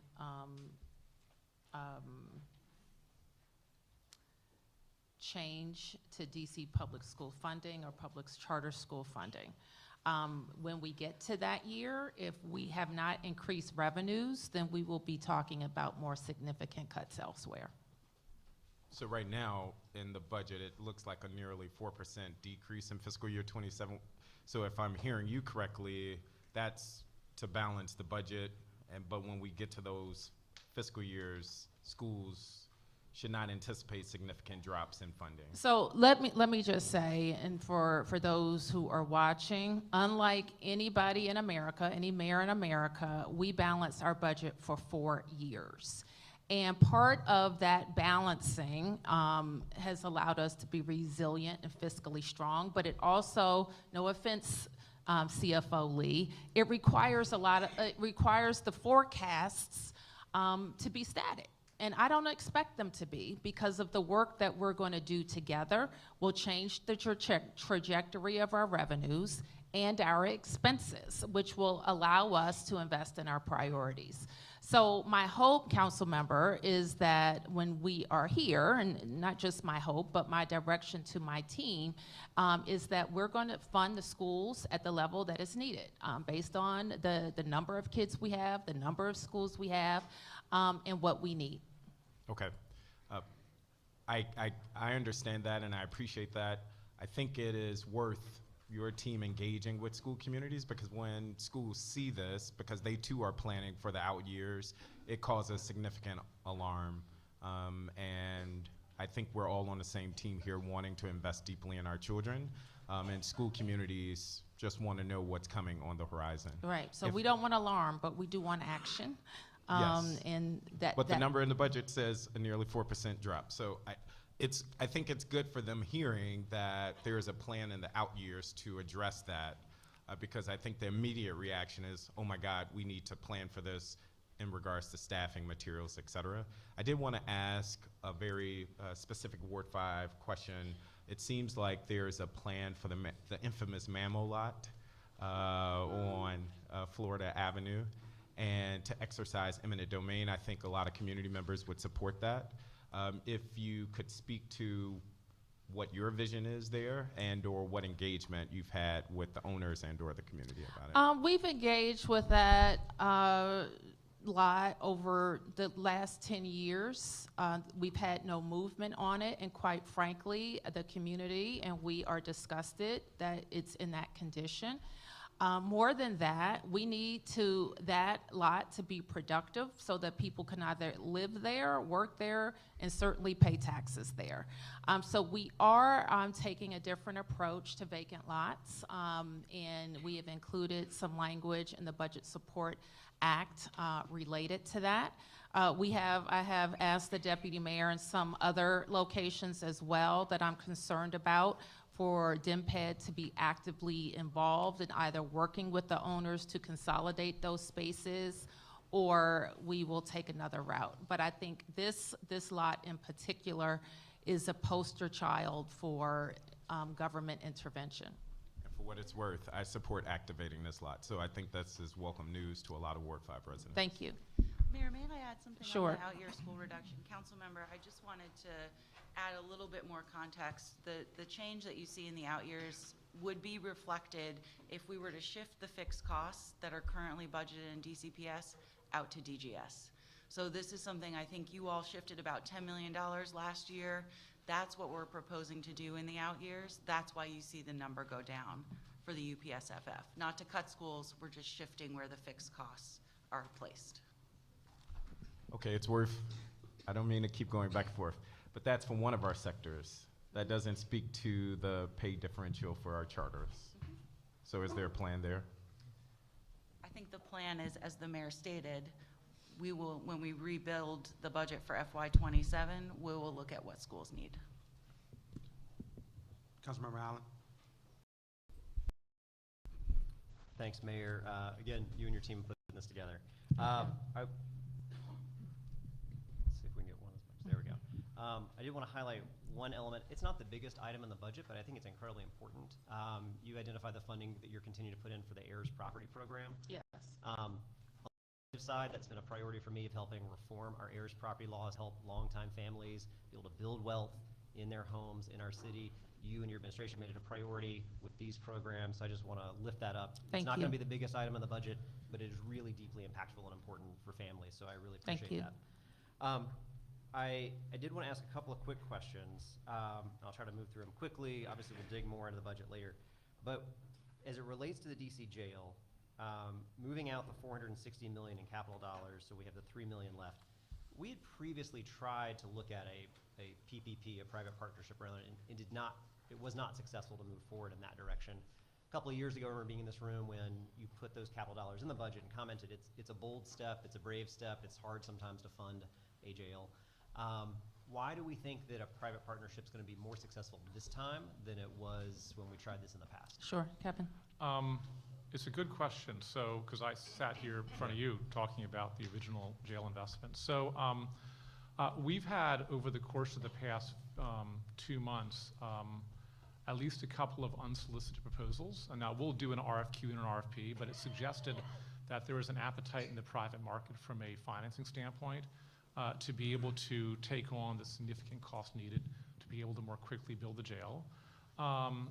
We didn't, honestly, in our process internally, we turned our attention to that, not at the beginning. But when the planning process has been going on for a few years now, really clarified the amount of investment needed to actually build enough beds to close the current jail, it went up to about $1.4 billion. So far more than we could do in a short time, what we could do in a very long stretch of time of 10 or 12 years. So we occupy buildings as the government that we run, we maintain, we run the services that we don't own, that we didn't build. And so we're looking at a model not dissimilar to how DGS has private entities fund the construction of a building that we have a long-term lease for, that we occupy as tenants of the building. And functionally speaking, those buildings, there is no market outside of government for the occupancy of the buildings. So we recognize there's an appetite in the private market to be able to take on this size investment. I think 8 or 9 years ago, or 6 or 7 years when we looked at it, we were looking at having full ownership and having the actual the asset on our balance sheet. I don't think we're looking at that now. And we, through DGS, have, I think, enough of a track record of having someone else construct a building for which we were the sole occupants, that in working with the CFO's team as we go forward, we will get the rules of the road and comply with the rules of the road. But there seems to be an appetite to take it on, and I think that's how we get the old Joe's closed the fastest. Thanks. I look forward to trying to think through how that could be successful. Thank the other you. piece, I am concerned about the cuts to TANF, the cuts to Medicaid, the cuts to paid family leave, the cuts to child tax credit. In my committee, I'm also really concerned about the cuts to the DC Green Bank, which looks like it's a 92% reduction, which all but eliminates the funding for the Green Bank and Green Finance Authority. This is an agency that we use to help build affordable housing, help lower utility costs. I would like to, I'm not going to support a cut like that. I also think there might be other models that we can think about around how to finance the work that's taking place there. I think the district could issue a green bond. I don't want us to cash out our energy and environmental goals in a tough budget, and so I want to flag that as something that's really concerning, because I think the DC Green Bank has proven the ability to help finance affordable housing, maintain and lower utility costs to maintain that affordability. So that is a cut that's deeply concerning to me. And then the last question I'll ask on the streetcar recommendations. So removing the funds to expand east, but maintaining for the next 2 years, I think is what you said, for what's there right now. Last year, we eliminated the DC circulator. Why would we go down the road of thinking about how to create a standalone, or continue to do a standalone type of transit link or network, whatever we want to call it, next generation streetcar or bus, rather than work with WMATA to think about how to really amp up what our WMATA bus services, dedicated bus services could be there to go down Benning Road, expand east, connect to Union Station. Perhaps that's what the DDOT study and evaluation is going to look at, but that gives me pause just going through the experience we just went through of shutting down the circulator. It is our intent to work with WMATA. So I think and I'll sort of clarify, when we ended the circulator service, as you know, we paid WMATA in additional funding beyond what would be in our normal bus obligation to be able to buy back either portions of those routes or entirety of those routes. So we had a collaborative partnership where as we sunsetted circulator, we also paid an additional amount to be able to have them operate effectively bus service they would not normally have operated but for the closure of the circulator. So with streetcar, and this is sort of, there's a savings and a cost avoidance. The cost avoidance is inflation that I talked about. So we looked at the cost of, we have to replace the streetcars, they're old enough. We have to replace part of the track, we have to expand the track. When we added all that up together, it was hard to expect that for us to put it in for it to sustain even a council review. So I think what we'll do is work with WMATA to understand that we want to be able to look at that route, and also, and this is why I just didn't say bus service, nothing wrong with bus service, but the intent going in would be, could we make use of the overhead catenary lines to be able to have an electric bus? We know in other cities that have buses like that, they do have higher ridership. They're seen differently. So we have a chance to be able to both look broadly at how we go east-west in the city, including on H Street, but also make use of the infrastructure that we've already built there, not the tracks, to be able to have a bus service that feels a little bit different in a way that streetcar made people feel a little bit different about that investment. And we knew the budget probably could not sustain the capital cost needed to really buy the new cars and extend the track over the course of the 6 years. Okay, thanks. Appreciate it. Felder?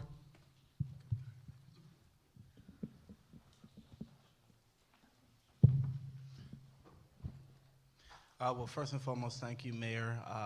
Kudos to your team for this, putting together this budget. I know it was an arduous task, having an opportunity to work on the executive side.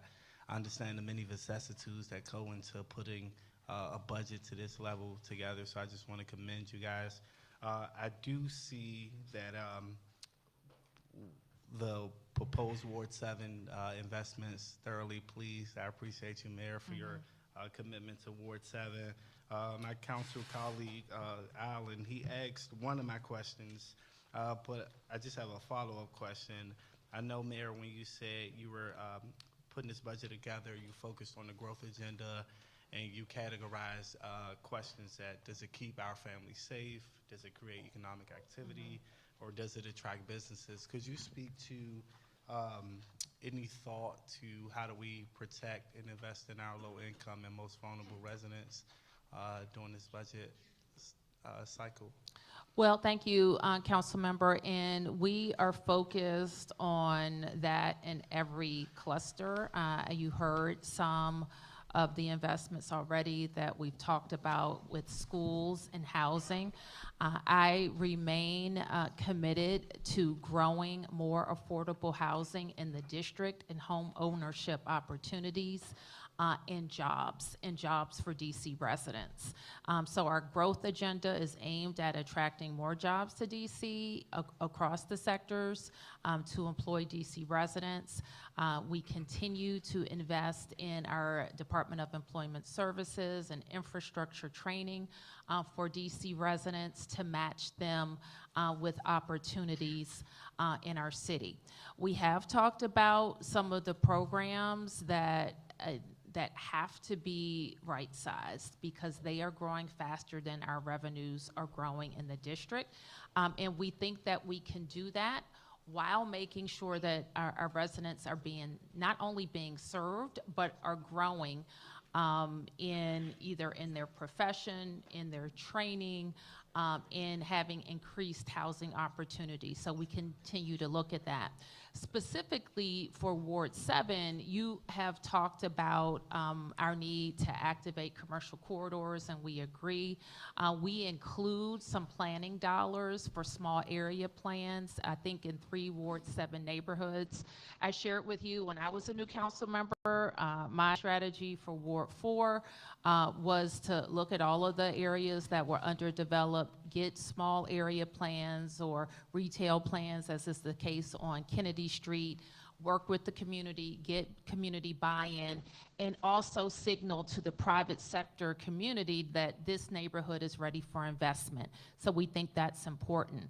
And obviously the investment in RFK is a big, big thing for Ward 7, and not just at the RFK site, but we know the activity there and the private dollars that are being attracted to that site will continue to spur interest in underdeveloped parts of Ward 7. So we think, and I know that you all probably had the experience that I had in talking to people, they know about the sites, they're starting to be interested in the sites. Some people we have to re-interest in other sites, but we will. Thank you, Mayor, and I look forward to working with my council colleagues throughout this process. Thank you. Councilmember Fruman? Thank you very much. One of the compass points is whether or not an investment will attract residents to the district. I will say that when I saw the outdoor heated swimming pool at Carter Barron, I texted my out-of-town children in hopes that They would move have back. that Good. effect. We'll take them. All Frumans welcome. Thank you. And that is great, but I mean, this is a budget that's going to be very hard on folks with the least, and that's a real challenge. And I wonder if you can help me understand on TANF, there's an adjust the temporary reduction in benefits for households who don't meet requirements for 4 consecutive weeks without good cause. What does that mean? What are those requirements, and what's that reduction? Sure, we can talk a little bit about that, Matt, but just to kind of provide some context, we have a local program that is probably unlike any city in America, that is outside of the federal program. The federal program has certain time limits, I think 5 years. We have a local program that is agnostic to that federal program. our local program gets bigger and bigger and costs more and more. And so it's just out of pace.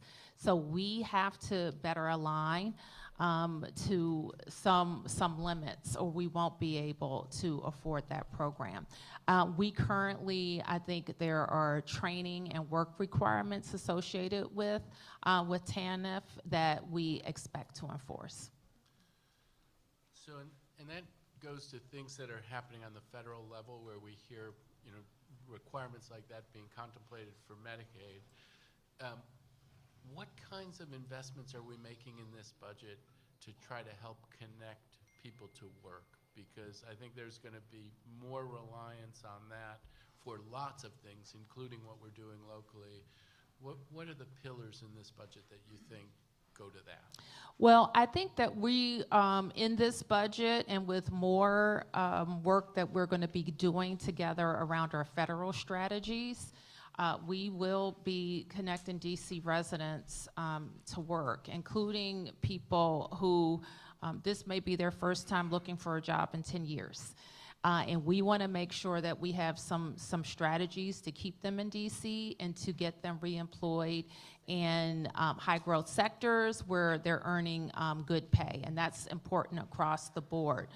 Similarly, we are making sure that our residents, and I'll spend a minute talking about why I think I-82 is so important, because we know that service industries, hospitality, restaurants employ a lot of DC residents. Last year, we lost 1,700 jobs in hospitality, and other DC residents working in restaurants saw reduced pay.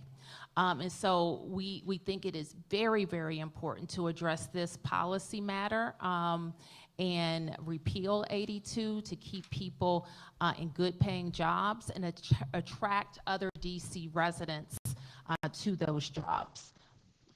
Have anything else we want to highlight? Okay, go ahead. Sorry. Thank you for that. I do think that it's important for all of us to really closely dial in on the data on this question about restaurant jobs and what's been happening. So we welcome that. We need to debate it right now. Okay.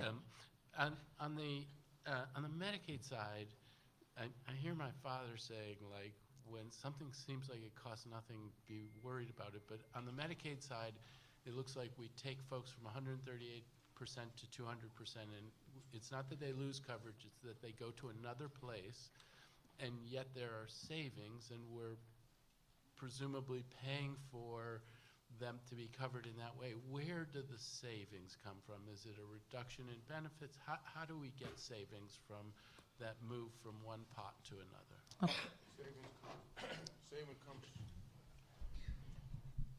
The savings come in two forms. If they go to the commercial marketplace through the exchange, there's no local cost.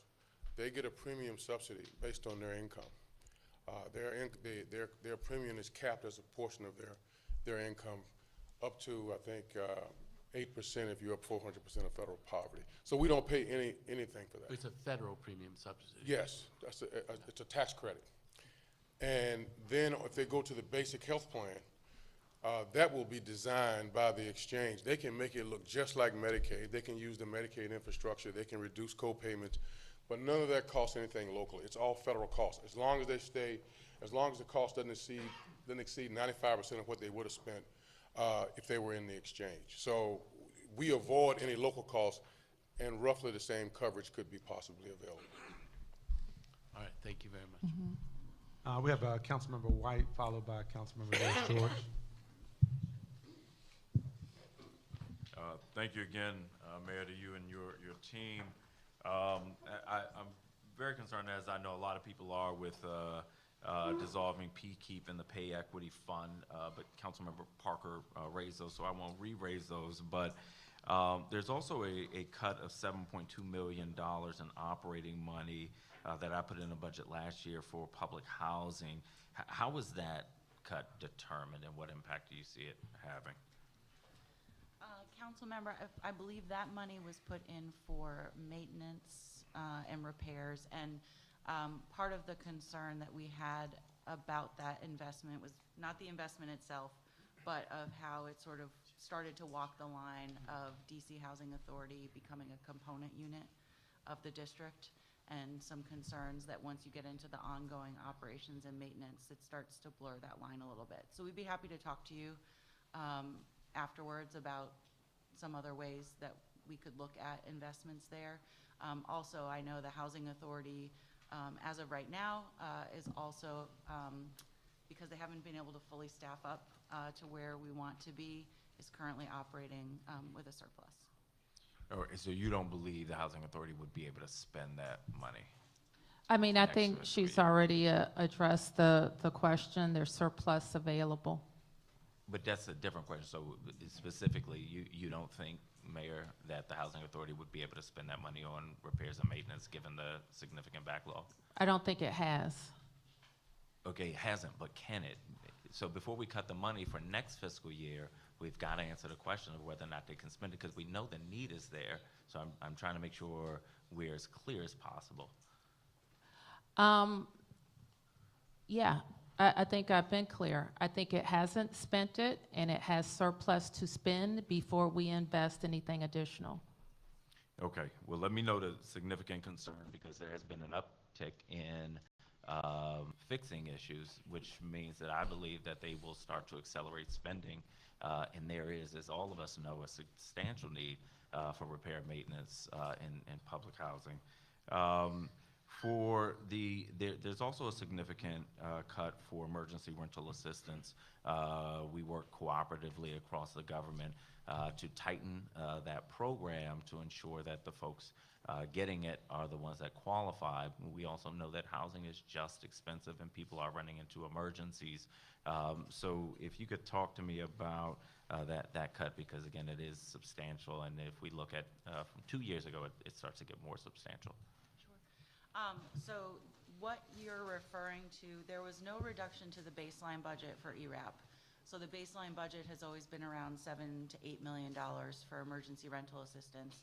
What happened was there was one-time funding added last fiscal year that didn't recur. And unfortunately, we faced that across a number of programs. And given the fiscal situation that we're in, it was impossible to put back every dollar of one-time funding. That being said, we do know that there is housing issues that folks are facing, and so you saw the mayor put in additional investment of $2.9 million into the homelessness prevention program. We believe that the homelessness prevention program is a better targeted solution to avoid families experiencing homelessness, because it gets them upstream as opposed to when they're facing eviction. So ERAP kind of was the only tool for a long time, but it got to people too late. We're trying to invest in other tools that are farther upstream so that we can really reserve ERAP, emergency rental assistance, for people truly experiencing emergencies. Okay, but the homelessness prevention, though, is a different category of folks. That's folks who are not housed, and this is people who are housed, who we want to keep housed and keep out of our homeless system, because it becomes incredibly expensive once they get there. So I'd like us to talk more about that, because I could see it creating more costs for the district. On the growth agenda, I mean, we know, we heard, and you said, Mayor, that the CFO projected that we could lose as many as 40,000 DC jobs as a result of some shifts in federal policies. For the growth agenda on page 10, have you projected the number of jobs that you believe will be created from this? Yes, Deputy Mayor. I mean, we will have to work very hard. Let me just be incredibly clear. We'll have to put all of our resources to retaining and attracting new businesses. But we are estimating that if we fully fund the growth agenda, and then we will continue to contribute to that, that we could replace the jobs that are being lost in the next 4 to 5 years. Okay, if you could share the data for that, because I am concerned, as I know you are, both about the job losses, but also about the vacancies downtown. And my hope is that we have a very targeted plan to attract mid-sized businesses, in particular, ones that would fill that office space and fill the job opportunities from federal workers that are reeling from a change in the environment.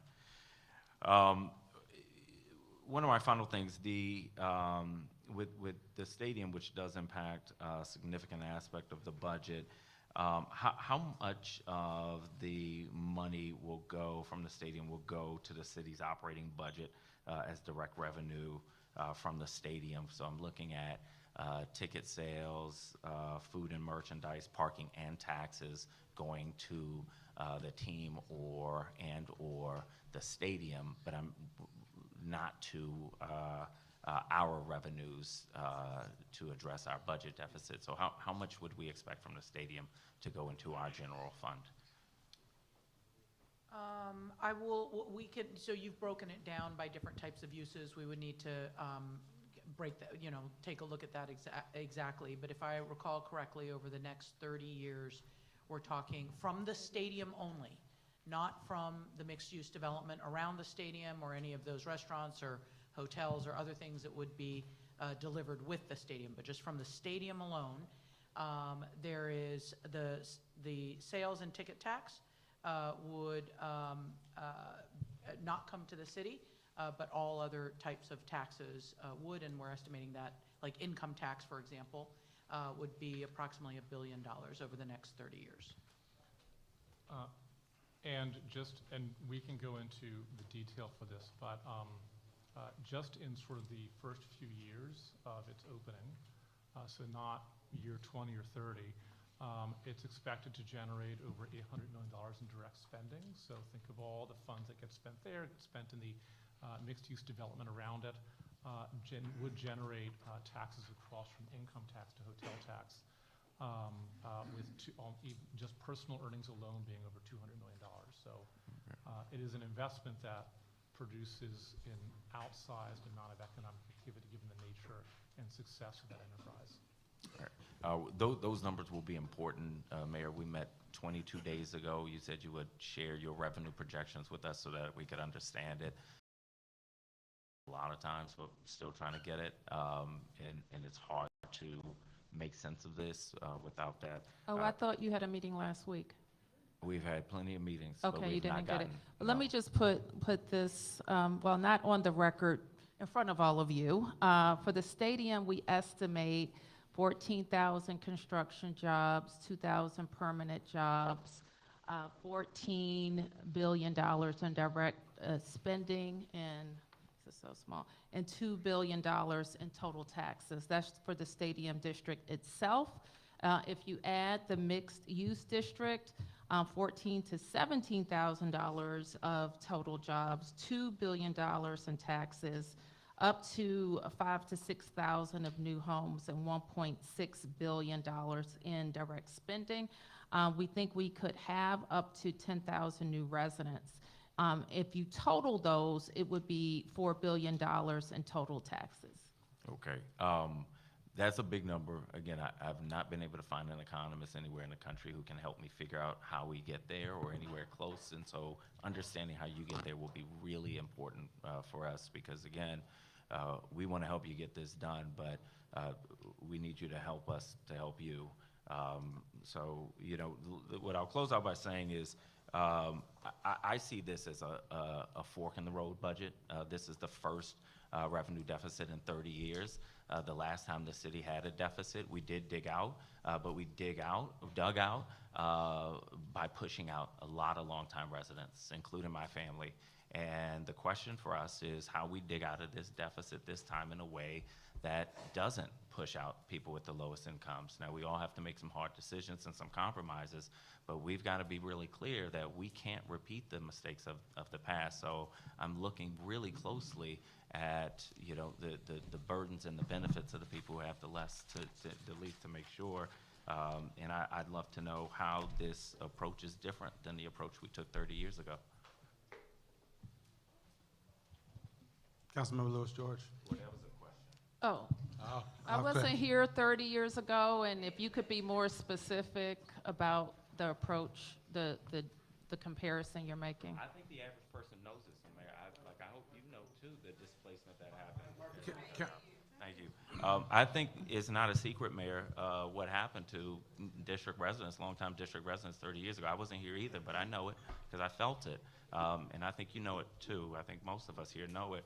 And so I don't want us to pretend like we don't know the potential impact if we don't make the right decisions now. We can see revenue growth without pushing people out, and that is the charge that everybody in positions of power have right now. So I want to make sure we all know that. Again, I don't, like, if you were specific in your question, I would venture a response. But this is one thing that I'm sure of, council member. When the city was losing residents and losing businesses, when we were the murder capital of the world, when nobody wanted to go to our schools or use our recreation centers, we were in a downward spiral.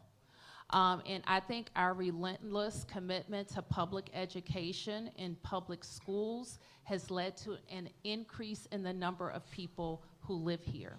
I think the strategies that I have pursued for the last 10 years to create more housing for people and more good paying jobs is the strategy that we have to continue to follow. What we cannot do is suggest to anyone that we can only pay for programs that keep getting more expensive without also increasing the number of jobs and revenue we have. It just doesn't work, because what will happen is you will overtax your businesses and you will overtax your residents to the point they say, why do I live here? And we cannot do that. Thank you, Mayor. I'm going to turn to Councilmember Lewis George. Thank you, Madam Mayor, and thank you to your team once again. I want to ask in 3 different categories, so I'm going to start with some citywide questions and then go to my facilities committee chair hat, and then last 2 will be our great Ward 4 questions I have. First, I just wanted to know, for citywide questions, are the cuts and policy changes to paid leave, that's for DC government workers only, or for the universal paid leave program run by DOES? And then the second part to that is, similarly, are the payroll tax changes for the tax that now goes to our general fund, or are they changes to the 0.27% universal paid leave portion of the overall payroll tax? And then the third question is, am I correct in that Alliance is basically zeroed out in overall in this budget? So let me start with your paid family leave question. We're recommending changes to both programs. Okay. The change to the DC program, and I'll add, I think we pointed to that in one of the slides, but it is very necessary to deal with our overtime issues, and we have to limit it. I think every director in this room will tell you we need these changes, and we needed them yesterday. Number 2, we do recommend some changes to the citywide, the private program run by DOES. And I'll ask Jenny to talk about, we mostly, I think, limit some eligibility. And so we'll talk a little bit about that. I think your question was about the payroll tax and the reduction that we include. Right. Do the benefits go to the general fund? And the answer to that is yes. Okay. Thank you, Mayor. So for the universal paid leave program, what I was speaking to earlier in the presentation was for the DC employee program. Okay. For the universal paid leave, the maximum weekly benefit will be at $1,000. The maximum weeks for family leave will go down to 6 from 12, and the maximum weeks for own medical leave will go down from 12 to 8. There's no changes to parental or prenatal leave. Got it. Understood. Thank you for those clarifications. In either case, for the DC program, right. either. Yes. Okay. And then for Alliance, it's just eligibility changes. Say not- again? The Alliance question, it was just the eligibility changes versus a complete sort of elimination. We have shifted, like the discussion we previously had about Medicaid, we have shifted the program and will create a different program. Understood. And then for facilities, am I correct in that, I guess, the Greener Government Buildings Act is being repealed, or it looks like the Net Zero Energy Ready Building Code Amendment Act, I guess it abolishes the Net Zero Readiness Standard and then delays implementation of a sort of a new watered down standard until about 2032. I guess, am I seeing that correct? And I'm just wondering why we would sort of in that sense, abandon some of our climate commitments or delay our climate commitments in that regard. In addition, I see the Mayor's Office of Deaf, Blind, and Hard of Hearing.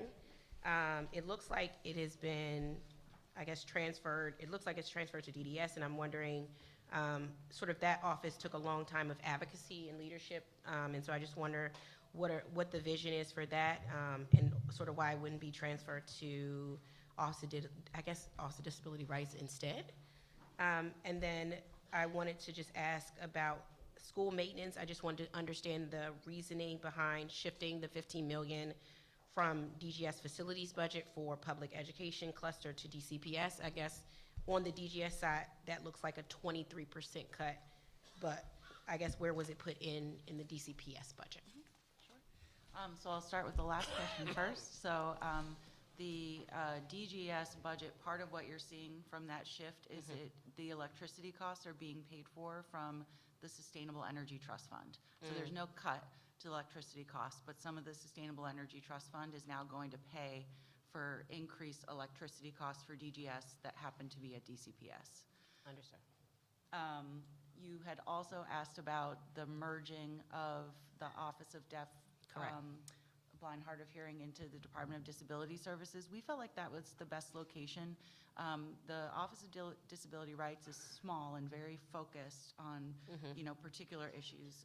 We feel like there's better infrastructure in the Department of Disability Services to support the office going forward.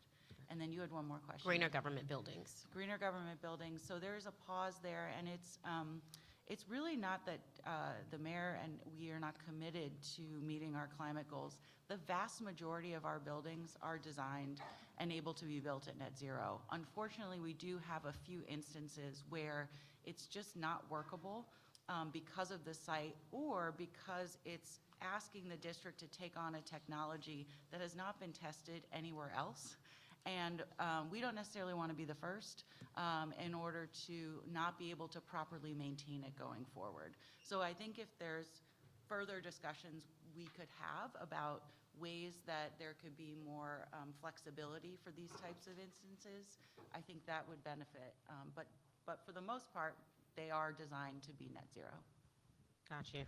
And then lastly, the two things I wanted to mention were really grateful for the continued commitments and capital funding. The only two things I'm worried about is I see the VI program under ones. It looks like increasing from fiscal year 25, but the Cure the Streets within OAG is down from 9.3 to 1.9 million. And I just want to make sure that that does not mean the violence interruption work that has gone well in Ward 4 is eliminated as a result of that reduction I'm seeing from 9.3 to 1.9. So just want to make sure we continue to have violence intervention work in Ward 4. And then the second thing is I'm really excited about the library, Juanita Thornton, Shepherd Park Library, as well as the work that's going to be done at Petworth. I do want to continue, as we talk about Kennedy Street, we still do need that anchor and a library resource within Kennedy Street. And I know I put money in the out years that I think is not there, so I wanted to just make sure there's a continued commitment to creating a government anchor on Kennedy Street with library resources, and that also Ward 4 would continue to have violence intervention work, which has been working in our Petworth and Kennedy Street neighborhoods. Thank you. I appreciate maximizing your time. So I will start with the VI work and then pass it to Jenny for some of the other questions you raised. So I do want to reiterate sort of something I said when I responded to Councilmember Pinto. So I think over the course of this budget, we're going to have to sort of look at all the pools of money that we fund violence intervention work with to be able to identify what's the highest and best use of it. I think in part the bill before the council that Councilmember Pinto put forward that merges functions might help force this conversation about what's the highest best use of money. From my understanding, I want to qualify at that because this is part of the OAG's budget, is that a substantial portion of the Cure the Streets funding was going to be funded out of excess revenues that had not been budgeted for. As part of our balancing, without picking on any one agency, across all agencies, if there was money that the agency was generating in an account that had not been budgeted for, we wanted to utilize that for balancing purposes because it was not a fund we're cutting. Except in cases where it sounds like, my understanding is that there was an intended use of that excess revenue, but perhaps not one in the budget itself, which would have been part of the Cure the Streets. So that's why you see a reduction, I think, in Cure the Streets. That's why I think as we have this deliberation when the budget goes to the council, I think we have to look at all the different funding sources that we use to be able to invest in violence intervention work, which does have measurable impacts, and understand how to make the highest, best use of it. So that's a no, Ward 4 will not be getting a cut to violence intervention. The only other thing, council member, is on the, I believe you had $2 million set aside in the 25 supplemental. That is no longer there. That's right. And so here you on wanting to continue to have conversations around development of Kennedy Street. Correct. Yes. Yes. And, Thank you. and the only thing I would say, just on Cure the Streets, since that program's not run by us, I don't know if we can answer that, but we will talk to the Attorney General's office. Understood.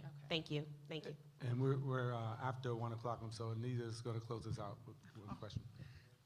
All right, thank you very much, and thank you for this very interesting budget plan as we move into the new fiscal year.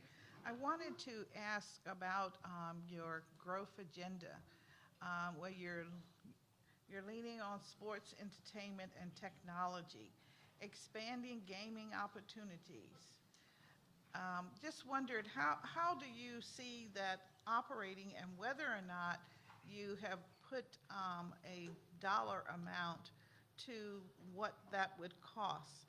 Are we thinking about also using our restaurants as well as our sports facilities?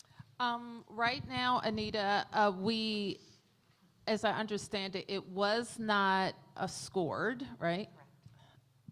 So there's no revenue included here, although, you know, we could argue that we know it's going to generate some, but we don't have a great estimate right now of how much it would generate. Our thought is to work with ABCA, ABC or ABCA now, who works with licensees and get their thoughts. Work with the CFO's office, who's responsible for lottery and games, get his thoughts. Our initial kind of thinking around the tournaments is that we would open them up to our hotel properties. Our initial thinking around the commercial bingo is that we would open them up to restaurants. Thank you very much about that, and I just wanted to comment on the proposed move of the archives from UDC, and just wondered, as we're thinking about that facility, what is your new price tag for that? Because we had a clear about $100 million if we were at UDC, so what's your price tag? Well, let me start by saying we had $100 million budgeted, and we got new estimates for the building to be $150 million, which necessitated us to kind of rethink that. Let me go back to this one. And so when I was thinking about the additional $50 million in capital investment, I had to compete it with other things. We think we have a great plan to have a front-facing facility and to build a more modern storage facility. And how much total? So it'll be $29 million. So it's $24 million for the facility and $5 million for the Sumner School, necessary renovations to make it the front-facing location. All right, well, I'm looking forward to a hearing on the matter, and of course, learning more. And Anita, if I could just, Councilmember, if I could just add that we maintain the demolition funds, and we make that space now back available to UDC, and their top priority is student housing. And that's exciting. Thank you. Thank you. Thank you, Chairman. Councilmember Barnes, we're going to turn next to Councilmember Henderson, actually, to close this off. I missed you earlier. Very brief, because I know folks' stomachs are grumbling at this period of time. I want to express thanks in terms of working very closely with Deputy Mayor Turnage and your team on the health portion of this. So I don't have I have questions, but they're very detailed questions, so we'll get to them at the hearings. But I don't want folks to think that my lack of questions is a lack of understanding. There's a lot of stuff that is going on the health portion of this budget. Some of it local, some of it we got to deal with on the federal side. But through this process, we've had a commitment to ensuring that as many people as possible can maintain health insurance. And you didn't have to do that. The team didn't have to do that. And so we'll go through the specifics of that when we get there. The same can be said on the human services stuff. The slides are cute, but they give high level. And so I want to encourage people to dig in because there are a lot of issues that I think we need to debate and deal with in terms of some of these programs that traditionally have had, we've had the funding for, and now we don't. And so we have to make some very tough questions on that. I did want to ask two really quick things. One around food investments. Obviously on the national level, we've got some changes coming. Perhaps, I don't know, let's see if they can get it together in terms of SNAP, WIC, and some other things. So what we do locally is going to be hugely important, and I know that our food banks are already stretched. And my second question is more for the operational support. I don't want Chris to feel like we've sort of left out here.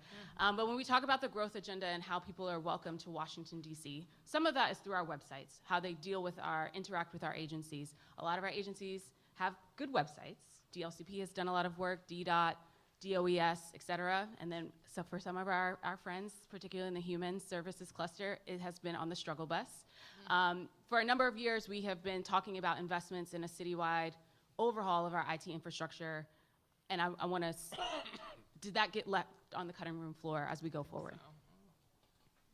Sure, I'm happy to take that. So we continue to invest in our IT infrastructure, both from a cybersecurity standpoint as well as the ability to build out different websites and tools. So we continue the work that was previously funded for the DC Business Portal to continue to expand the functionality and usability of that. There's continued funding to overhaul the DC.gov website, and then funding to make sure that we maintain a good cybersecurity posture. I did just want to touch very quickly on your question about food assistance, Mayor, if I could. Sure. And just that you will not see reductions to food assistance programs in this budget. We were able to add $425,000 to the Department of Aging and Community Living to expand home delivered meals for about 150 seniors. But we know that there's a lot of issues with food security, so there's no reductions to the programs you would see funded at like DC Health, Healthcare Finance, and other agencies. And I want to thank you, Council Member, for being so engaged on the Medicaid issues. And I want to acknowledge Jackie Bowens, who is here from the DC Hospital Association, because collectively, I think we have pushed off right now the kind of singular attack on DC as it relates to FMAP, which could be like a $2 billion impact on the district. But I think also we are really focused on, as you say, maintaining coverage and making the program sustainable. So thank you for being so engaged with that. Council Member, I think we are at a point where we're closing, so I will just close it by offering my thanks to you, Mayor. I know you all You didn't had get to to make, ask your questions. You know what? I'm going to have a lot of questions. Okay. Later when the council starts its oversight process, but sincerely want to thank you all. I know we had a number of conversations leading up to the day and met with some of the members of the team, including Nina Albert, and a lot of tough choices that you all had to make to get us to this point today. I also want to acknowledge the absence of Chairman Mendelson. I know a lot of folks are wondering, but he had a previously scheduled engagement. This came about maybe a few days ago last week, and so he could not reschedule that. So I want to acknowledge the chairman. And I also want to just reiterate the council's dedication to a very transparent process that we engage in every single year, that we plan to do again this year. Again, a truncated process, but it's going to culminate in a few votes. But the process starts soon. It starts May 29th with the council's hearings that are already scheduled. That's going to culminate in a few votes on July 14th, the 28th, and I believe the 31st may be the last one. And so finally, I want to just say, last year we were here and I asked an important question, kind of dovetails on the exchange that the mayor and Councilman White had earlier about where we were a few decades ago and how bleak things were for the city. And I recall asking a question last year because Mayor Williams asked a question a few years ago when he said, have we worked out a way to both grow the city and make it work for everyone? I think it's still a relevant question today, and it's really going to guide my work as chair of the Committee on Business and Economic Development. I've got a few simple questions that I'm going to be looking to answer as I review the budget. That's, does it keep people safe? Does it invest in education and businesses that create jobs? And how does it make the city more affordable and more inclusive for everyone to live? And I think, I imagine, having talked to you, Mayor, that those are goals that help and guide your process. And I know in talking to my colleagues, it's things that we always wrangle with when we have this oversight process. And so, again, we're going to engage, and we are encouraging the participation from all stakeholders, residents, small business owners, nonprofit advocates, to make sure that we align the budget that's been presented to the council with the values that are shared across our city. So thank you, Mayor. Thank you. Thank you, council members.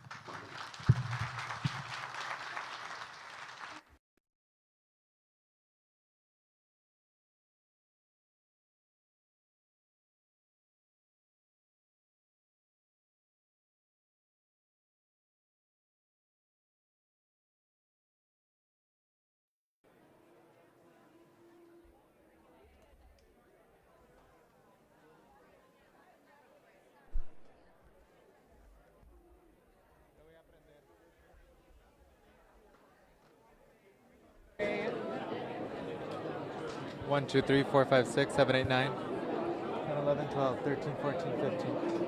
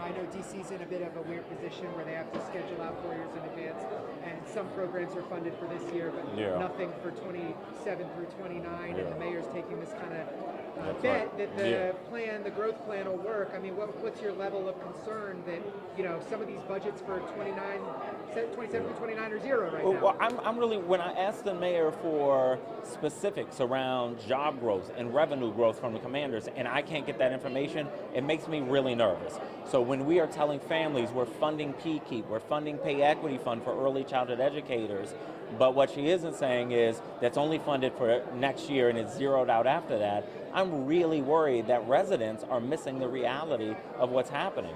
I'm also looking at what we're spending on the stadium, $1.1 billion.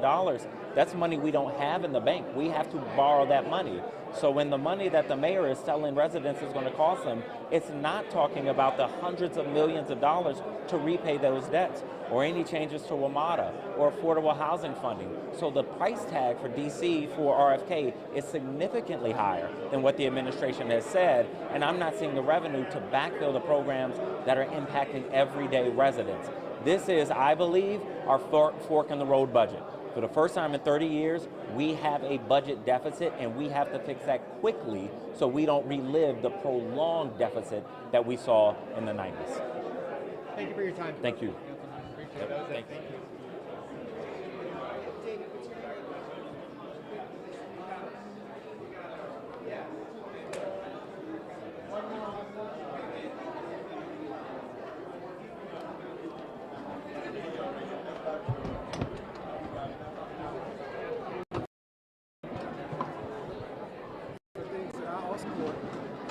Trying to find ways to restore some of the cuts that have been made. I also want to recognize the challenging position the mayor was in to have to put forth the budget that makes these types of cuts. And so, you know, I think it acknowledges the hardships that people are grappling with in the city, but it also acknowledges the decisions that have been made at the federal level that the District of Columbia finds itself with a budget for FY26 that's less $1 billion, and that the mayor had to put forward a fiscal year 25 supplemental budget that cuts you know, more than $300 million. And so it is acknowledging of tough times, and I think some pretty bad decisions being made by the federal officials that DC government has to grapple with. But we do it every single year, and you can have faith in the council that we'll do it again this year, and we'll make sure that we fight for residents of District of Columbia.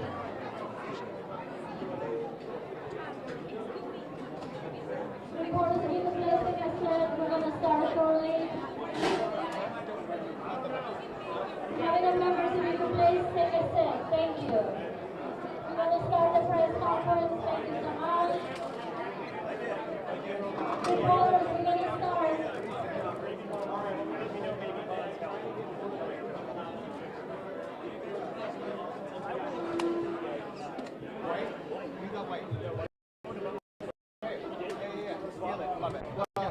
Give me like I'll use a small little chunk and then you can say about the costs of RFK. No, White got a lot about RFK.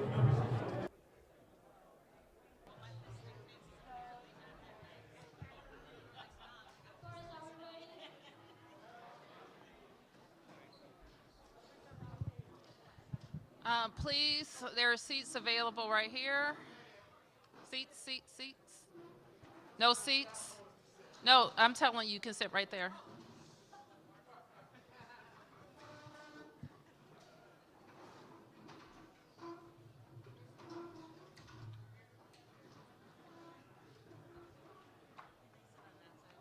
Yes.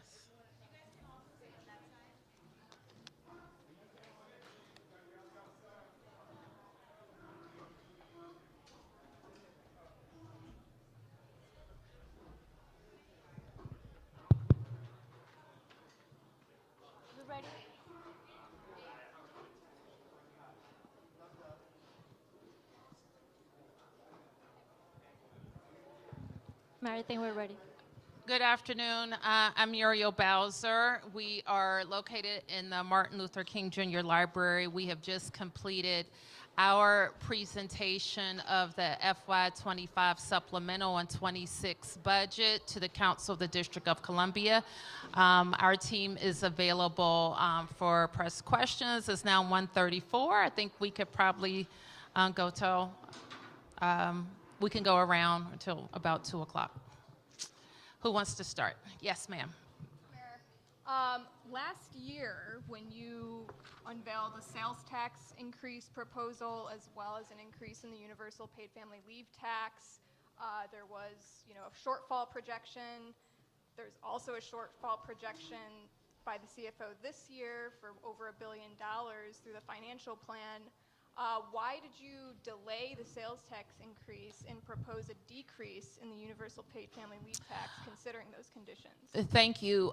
We have always expected to be in line with the region when it comes to the sales tax, and we believe that the regional discussion around sales tax is progressing, but it hasn't gotten there yet. So we will delay any increase in our sales tax in hopes that the region will catch up and it wouldn't put us out of place with the region. So we're not moving on it this year. As it relates to PFL, we did recommend what I call a tested level for PFL in our last budget that had an increase. The council exceeded that to a level we thought was too high. While we haven't been able to roll all of the delta back, we've started, and we started this year, and we think that is a very important signal to businesses that we are trying to retain and attract in the district. Mayor, you also pay for the RFK infrastructure investment are having the ballpark fee continued for businesses. Yes. Is this intended in any way that decreases for PFL to offset the cost that you're also asking businesses to pay for the stadium? No, and so as you know, we've had a ballpark tax for many years, a ballpark fee, I don't know what do we call it, related to the development of Nats Park, which we think has knocked it out of the park, excuse the expression, but we've developed a neighborhood, we've attracted more residents, and we're able to pay off the bond early, which makes that funding stream available for another sports investment.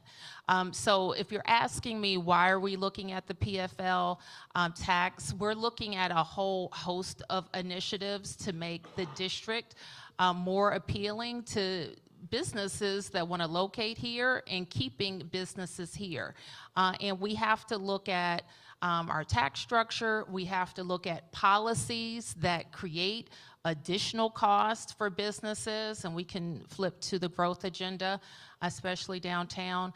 Those include the parking cash out. That includes some of the cost related to our building standards. It also includes what it costs to develop here and creating some more certainty in that process, which is why we have the development review changes that we have.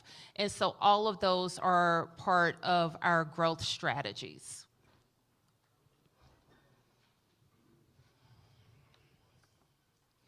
Peace and blessings, Madam Mayor.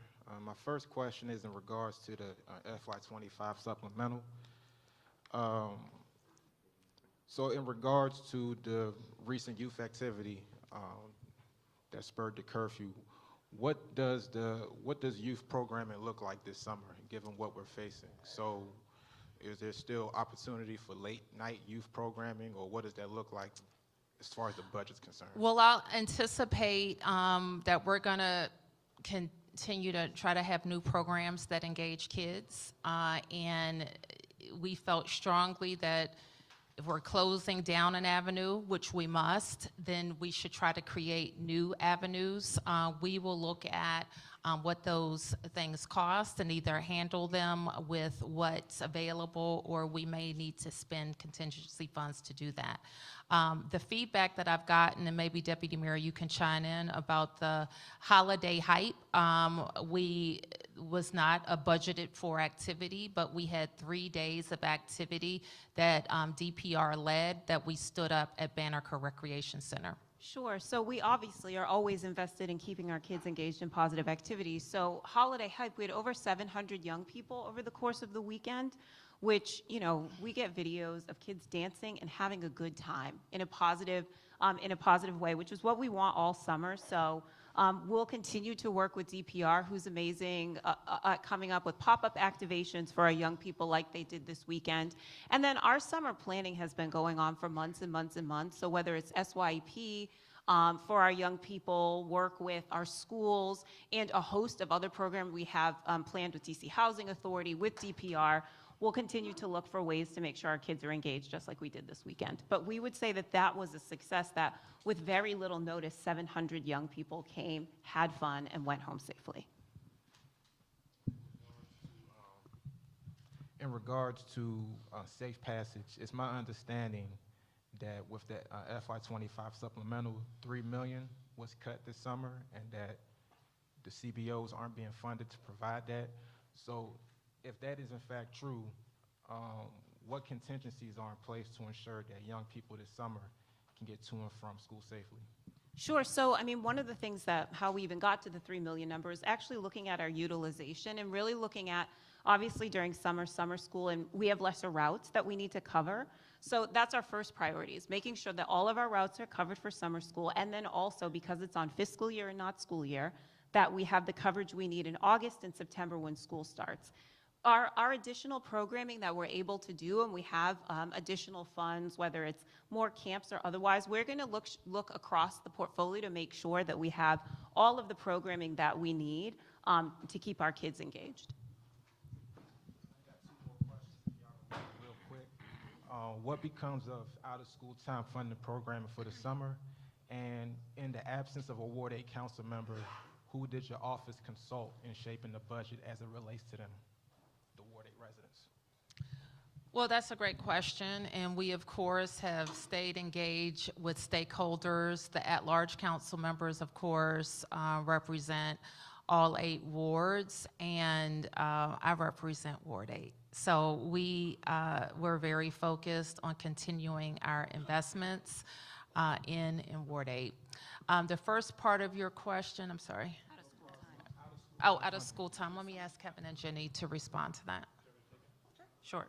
Yes, so great question. We've already awarded our Summer Strong grants to all the CBOs for this summer, and all of that has been held intact. So we anticipate providing exactly the same level of service this summer that we have in summers past through our out-of-school time program grants through the office that sits with me.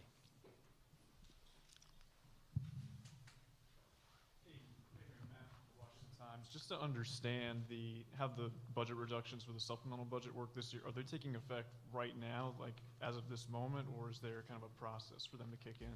Sure, Kevin. It's a good question. So when we submitted our budget for 25 to the CFO, all those transactions, whether it's a person that's not getting hired, a contract, the CFO locked that money. In other words, that money cannot be spent. If the council were to say, we disagree with you freezing these 5 positions, and they find some other way to make up for that, then when the council would identify a new source of funding or cut, they could unlock or unfreeze those 5 positions. But the cuts that we have to comply with the CR and the spending pressures and the cash flow at the end of the year, that is locked until a change is made with an equal reduction or change elsewhere in the budget. And just a quick follow-up, but if Congress were to restore the funding, would it also take, would it be a laborious process to restore those fundings to kick back in? Would it become moot after a certain point if they took too long, I should say? No, the Congress should make the change, and then we'll make the change, and we'll do it expeditiously. Yes. Raphael with Channel 9. Mayor, usually you're able to deliver remarks when you go before the council for the hearing. Obviously, that's not at the table right now. What is your message to the council? You got a little taste today of kind of what the next 70 days will look like as everyone kind of looks at the budget. Your message to them as they're making the decisions on what to keep and not to keep. Well, we spend a lot of time. We think we have a sound budget, and we know we do. And we think it invests in the district's future. I think what we heard today is questions about programs and services that mean a lot to members of the council. Some of them also mean a lot to me. And we heard the push and pull it's going to take. Like, this means a lot to me, but we know we have fewer revenues. Well, if you know you have fewer revenues, then you have to make some tough decisions. Our path to deal with that is to grow the economy, to create more economic activity. So maybe some of the things that are on the table don't have to be on the table next year or the year after that. But it is not our choice to go to businesses or to go to residents and says, you have to pay more taxes. We think that we will be getting into an unsustainable decision-making loop of, I don't want to make hard choices, I don't want to do anything differently, I'm just going to keep asking businesses and residents for more money. And I don't think that's what the people of the DC hired us to do. Janetta. So Mayor Bowser, thank you. In your budget, you have reduced and or eliminated some programs that I think was said that they hadn't even started. Yes. For example, the Wealth Fund was one of them, the Child Tax Credit. You also have some reductions or issues with Medicaid. Can you give us an estimate of how many people or how many families are going to be affected by these reductions and or cuts? For example, ERAP is being reduced to a certain extent or shifted. So how many people can you say are going to be adversely impacted in some way by the changes that you're making to deal with the revenue shortfall and to deal with the CR? I don't know that we have totaled up a number of all the participants in these programs, Janetta, or potential participants. I suppose we could. We do know with the change in the Medicaid program that Wayne has talked about, I think we have 25,000 people who could be impacted. And there are trade-offs, right? So you ask me who is going to be affected by changes in the wealth fund or the child tax credit. What I'd say is we've invested in what I think most council members have pointed out to me was a higher priority when it comes to that group of people, young people, pre-K. And that is in investing in the P-Keep program and in the pay equity program. And so there are some trade-offs that we looked at, and the example that you raised have to do with preschool children or children who need childcare, and we made some decisions about those two priority programs. Let me just ask you also, if I could, to talk a little bit about the changes that you are making with respect to, I'm sorry. That's okay.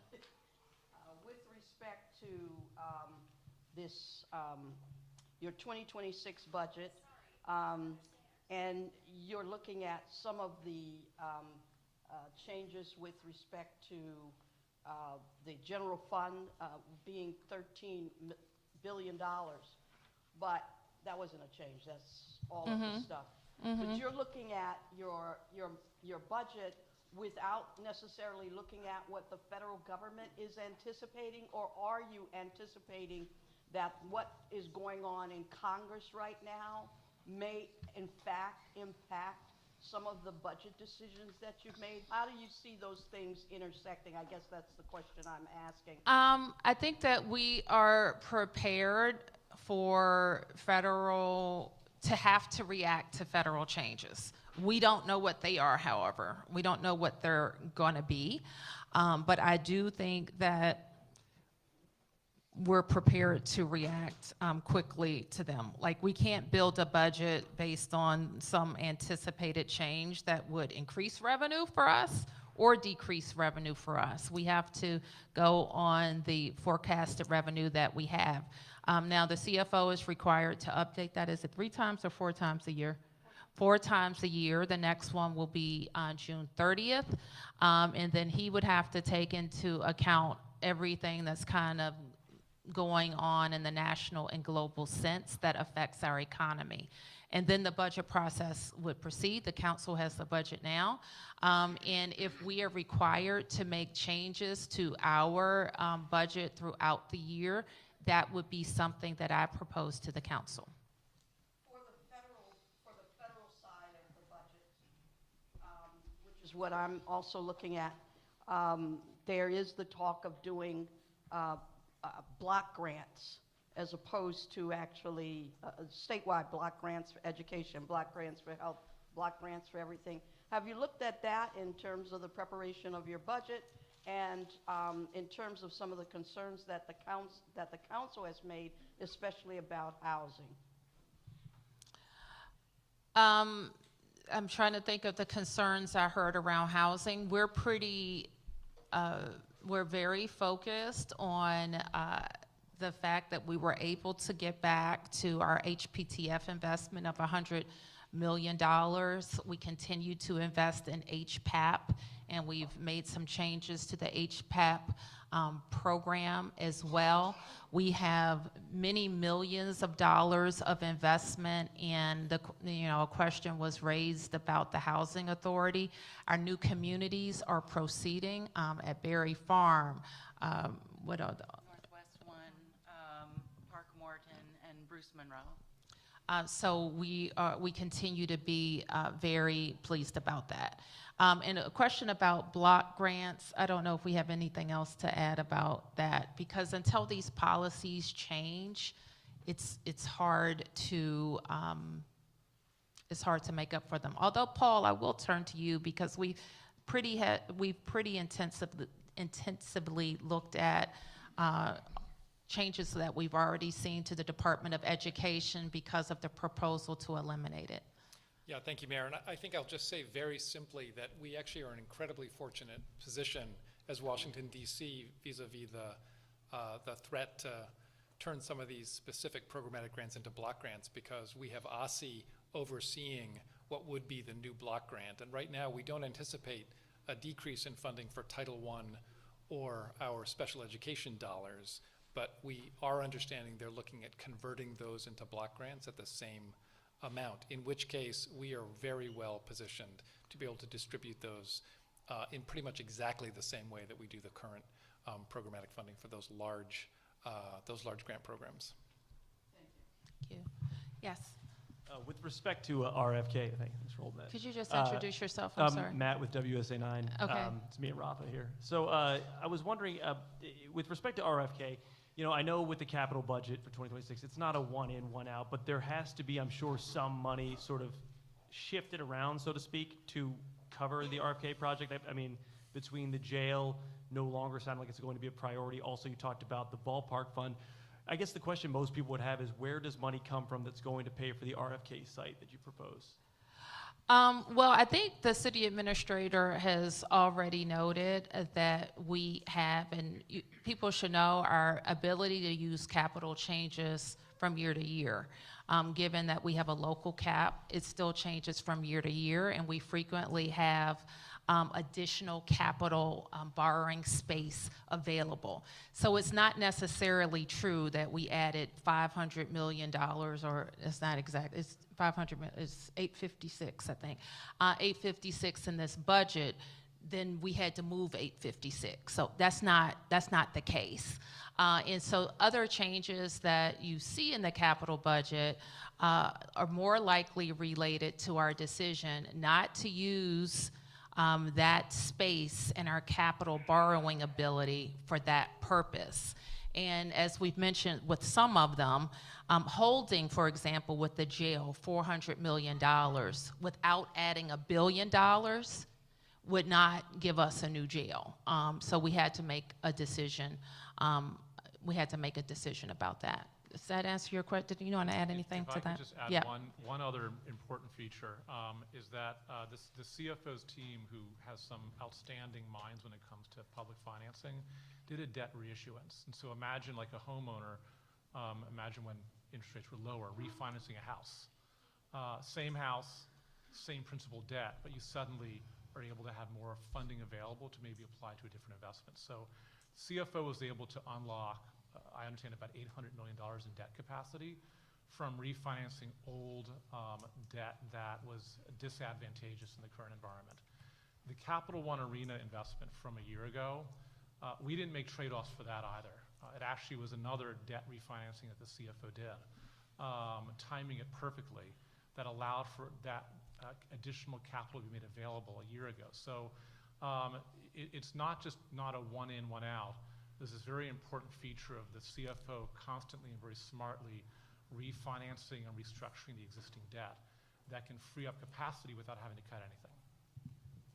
And just to add one more thing to that, sorry, is in addition to what the city administrator and mayor said, if you look at the capital budget, you'll see our school modernizations. Unless the community requested a change, the timelines didn't change. Public recreation facilities, still on track, didn't change. Public libraries, we actually increased the funding to meet the new construction costs. Timelines didn't change. So the mayor was very laser focused on preserving all of those assets that we know residents depend on. And through the creative work of the CFO, we were able to make room to also accommodate RFK. Yep. David Kaplan with Fox 5 here. Two questions. The first, just what is your message to people who are concerned about low-income residents themselves who are going to see potential reductions to things like TAMF, changes to eligibility requirements for Medicaid, things that ultimately will save the district money. What do you say, first of all, to those who are concerned that some of these cuts may impact some of the lowest income residents in the district? Well, I think the right sizing of our budget affects every sector. It affects every cluster. All the deputy mayors here and all of the directors around me have recommended ways to right size our budget. So everyone is impacted in that way. And what I say to them is that we have to have what I say to everyone is we have to have a city that grows. We can't invest in the best schools if we don't have revenue to do that. We can't have the types of human services programs that we've invested in if we don't have revenues. You can look all around this region and you will not find a jurisdiction that has the type of aging services that we have in the district. And in order for us to be able to have them, we have to have more jobs, more businesses, more people. You won't find anywhere in this region the types of homeless services that we offer in the District of Columbia. And if we are to maintain those, we have to have more businesses, more people paying taxes. We won't be able to continue to have outsized programs that nobody else in the country offers without being able to grow businesses and residents who live here. And we also can't act like today is 2024 or 2023. It's not, folks, okay? We have a shifting economy, and if we don't shift with it, we will be a city that people flee, okay? And we can't have that. And just a quick second question. You know, some of these funds and some of these programs have zero next to them for 27, 28, and 29. I know that, you know, as your growth agenda, as you hope that it grows and brings in additional revenue, that those numbers will not be zero. Yeah. But I hate to ask what if the numbers don't, you know, what if the revenue doesn't come in? What if what you're hoping to do isn't? What program are you talking about? Just some of the ones where the 4-year projections were, when you look at the 4-year, they're funded for 26, but not 27, 28, 29. Yeah, just what happens if, you know, not enough money comes in based on what you're trying to do with your growth agenda, and those programs need to stay at lower levels than they've been in years past? I think you just answered your question. That's the answer. Like, in every household understands that. You have enough money, and if you don't have enough money, something has to go, or you have to make more money. It's that simple. And so the way we make more money, our path is growth. Some other people will suggest just raising taxes. And what I know about what we're facing and Deputy Mayor Albert's efforts is when we're talking to businesses, they talk to us about how much more expensive it is in the district than it is in Virginia. When I'm talking to DC restaurants, they say, why do we have this 82 and they don't have it in Virginia? When I talk to restaurant workers, they say, why am I making less money because of this I-82 and they don't have it in Virginia? When I'm talking to affordable housing developers, they say, why did we go from being #1 in building affordable housing and attracting capital investment, and now we're almost at the bottom because of DC laws? That's why. And so we have to choose a path to grow our economy and not overcharge our residents and businesses. That has to be our path. And people expect us to do that hard work and to do it in a way, I think Councilmember McDuffie closed out perfectly. How do we grow, and how do we grow fairly? I always say to my staff, our job is to deliver the fastest for the most people. And that's what we aim to do. Yep, Mark. Mayor Bowser, I want to follow up on David's first question, and I get the different pots of money, and I get refinancing for the stadium, and you're wanting to attract businesses and residents, but the optics that people are going to see are, you know, $500 million for Capital One, $1 billion for an NFL stadium, at a time when you want to kick more than 25,000 DC residents off of Medicaid. Yeah, Mark, that's not true. That is true. No, it's not. That's exactly the numbers that you're giving us, that your proposal would move 25,000 DC residents off of Medicaid. And into? But that's something that they would have to do, and then they would have to pay for. Yes, I just asked the deputy director. It would be paid for by their federal subsidy. They would have to pay out of pocket for those, for that. Get the basic health plan, it may be designed in a way where their costs are negligible. My question Yep, okay, go ahead with your question. Again, this seems like very much pro-business, and it doesn't ask anything of the wealthiest people in the district, but it asks a lot of the most vulnerable and poorest people, from paid family leave to the child tax credit to TANF to 25,000 people losing Medicaid. This is a city that has prided itself on decades for having health care coverage for everybody. What do you say to those residents who are going to look at this and feel like they are carrying an undue burden that, again, the wealthiest people in this city are not being asked to carry? Well, we already have among the highest taxes for high earners in this region, and I dare say on the East Coast, we have among the highest taxes. And when those taxes were increased on high earners, I said at the time, we don't need it, don't do it. We did it anyway. And we created more programs that now today we can't afford. And that you conflate, and what I would say to anybody who conflates any right sizing of the operating budget with RFK Stadium, if RFK Stadium does not proceed, it would be a big mistake, but if it didn't, we would still have the same operating budget recommendations. Doesn't change it. Yes. Lou Chavarro here, the Washington Blade. On the budget, going back quickly to the fiscal year 2025 supplemental, the charts were showing that there will be a $175 million reduction in non-personnel services. And in that, I understand it was said earlier that it may include community-based grants. I was wondering, as you may know, many in the LGBTQ community are concerned about the possible cuts due to the congressional imposition and so forth, but they're concerned that some of the community-based grants, some of which come out of your Office of LGBTQ Affairs, may hurt local community organizations. Do you have any message for them about where things stand? I'm not prepared today to go through that entire list, but we will throughout the budget process, and I'm not sure if we can speak to the specific question raised right now. Sure, just in terms of the community affairs grants, there are no reductions to those in FY25.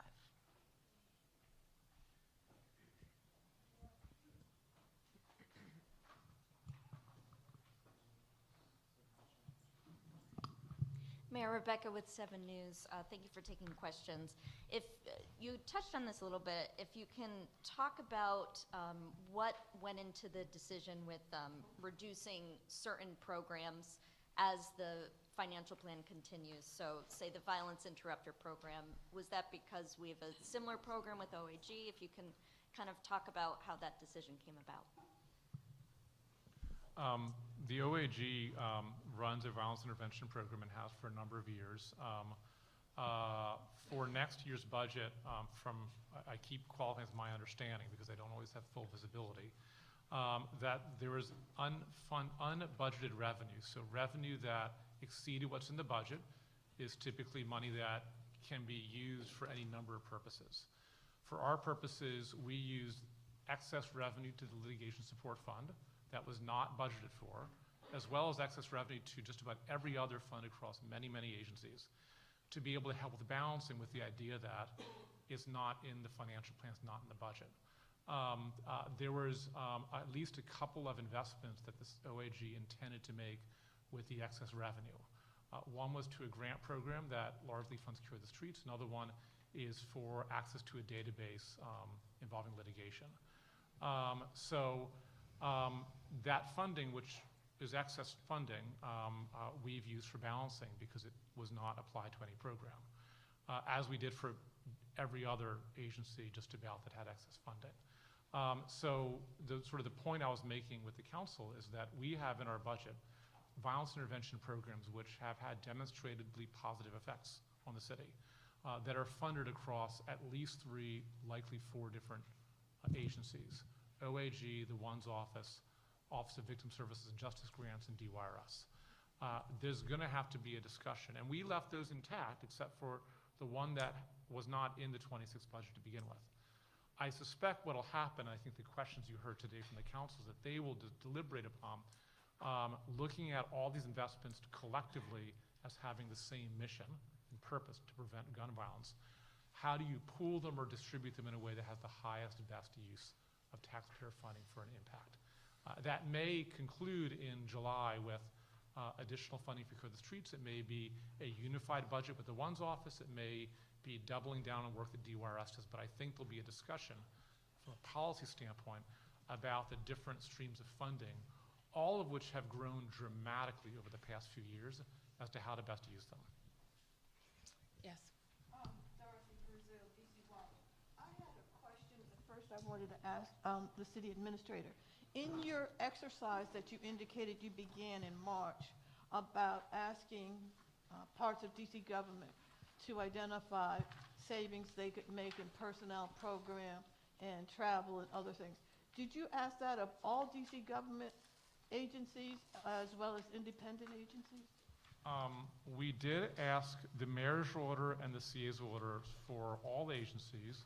However, those orders legally only apply to ones that report to the mayor.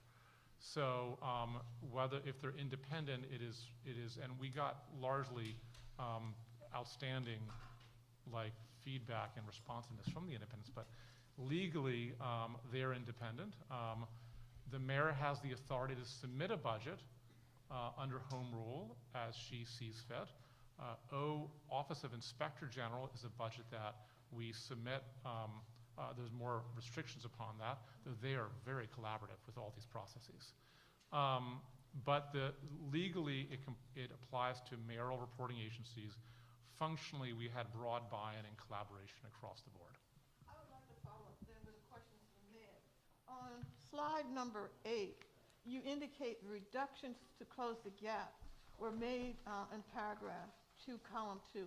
We saved $100 million in efficiencies through lease savings, energy savings, telecom savings, and smarter deployment resources across the financial plan.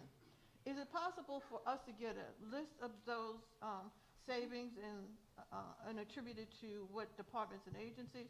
Moreover, how do you, when you're in the midst of a fiscal year, make a savings in lease payments? Well, this is a 4-year financial plan, so I don't know if we have any lease savings, but I will tell you our DGS teams have been actively renegotiating leases, and we have achieved lease savings over the course of this year and probably the previous year as well. But the number that we refer to in this slide is over 4 years. I don't want to belabor the point, but I've had this conversation with Mr. Donahue a Okay. few months ago in terms of, in the past 6 months, I've visited 4 different departments and agencies, and more than half of their office space is vacant. Okay? Which ones? DC Board of Elections has half a floor at Half Street vacant. DGS, I don't know the different floors. Mhm. The Department of Human Resources, no one at home. And the Deputy Mayor for Planning and Economic Development has half a floor on Half Street. No one there. And let me give you an example when I say no one's there. The additional space the Board of Elections has on Half Street, not only aren't there any employees, there aren't any computers, and there are no telephones. So it's obvious it wasn't just the day I visited that there wasn't anybody there. I refer to them as ghost offices, okay? So, I think serious savings could be made in leasing. Okay, well, you're speaking my language because I don't, first of all, let me just say this, Ms. Brazil. It is my expectation that people report in person to work according to our telework policy. This Budget Support Act expands the mayor's telework policy to the independent agencies. We made this suggestion last year, which the Board of Elections is one. We made this suggestion last year and the council took it out. So I hope that the council maintains this policy expansion with this budget. The CA knows my concerns about making sure that we can say with certainty that our agencies are compliant with those policies, and we will continue to look at it. We have no issue, and I don't know if we have some recent examples where we can talk about, we're saying, agency, you have this lease coming up, do we need to think about doing anything differently when it comes to your space? Now, having said that, let me just add this last point. We have more employees than we did so we have more employees every year. So my expectation is that we need the space, but if we don't, then we'll adjust it. Let me just add a footnote to what Okay. The reason I had the conversation with the city administrator back in August was because the Board of Elections was making a case that it needed additional space to tabulate the mail-in ballot. And when he said this to me, I said, why? They have a half a floor on Half Street that is not being used. And then I had someone go over there and take photographs. I dare say I'm concerned about there's a need for real savings and real right-sizing of the DC government. And I'm just curious about the exercise he undertook and the fact that it maybe needs to continue. Okay, and I don't mean to suggest, no one should take from this that our examination of our expenses is over. In fact, there were some questions about, I think the council member was alluding to an expenditure commission, which we don't support creating another agency to examine spending, but we are repurposing some FTEs in the city administrator's office that focus on what we focus on is unsustainable programs. When I mean that are programs that are growing faster than our level of growth as a city. which means over time, we just won't be able to afford them. And how do we make those programs more affordable? So it could be like in the case of Medicaid, that now instead of having this certain program or insurance package, you have this insurance package. And effectively, you're getting the same thing, but it is packaged in a different way that is in fact sustainable. Okay, and I note that we're 15 minutes past our time, but I'll take a few more. And you haven't asked yet. Yes, Marielle with DC News Now. Mayor, can you kind of just talk us through how you're feeling at this moment? Because this has been a unique budget process, and you've had to deal with a lot of different competing pressures from Congress to the federal job cuts to council saying we need the budget now. Where is it? So how has it been for you to kind of deal with these competing pressures? Well, we feel very good today. It's budget day, which is always a good day for us. We recognize that we have hard decisions. We presented hard decisions. So we approach this conversation with seriousness, but we're proud of the work we've done and the decisions we've made. And it is a budget for DC's future. It's not a budget for DC of 2 years ago or DC last year. It's for DC's future. And I also feel good about this, and I'm grateful to DC residents for allowing me to serve this long, because I know that we know how to deal with all of these competing pressures. And we've done it calmly, and I think we've done it in a way that is going to minimize impact on DC residents. For example, some have said you approach budgeting with a chainsaw or sledgehammer. We have looked at these cuts in a way that have, we think, the least impact on how the city grows and on all of our people. Okay, last two? Yeah, Janae with three? Axios. Sorry, this might, at the risk of repeating yourselves maybe, but about RFK Stadium. Can you confirm no library, schools, or other public rec centers, the timelines were pushed or delayed, or the funding was trimmed because of the RFK Stadium project? Yes, there were 2 schools whose timeline shifted based on the community request for a different set of swing space. Other than that, nothing. And in terms of, I mean, I wish the CFO was here, but the debt refinancing done, do we know the details of that? Will the city have to pay over a longer period of time more, or how was that done? Does anyone know?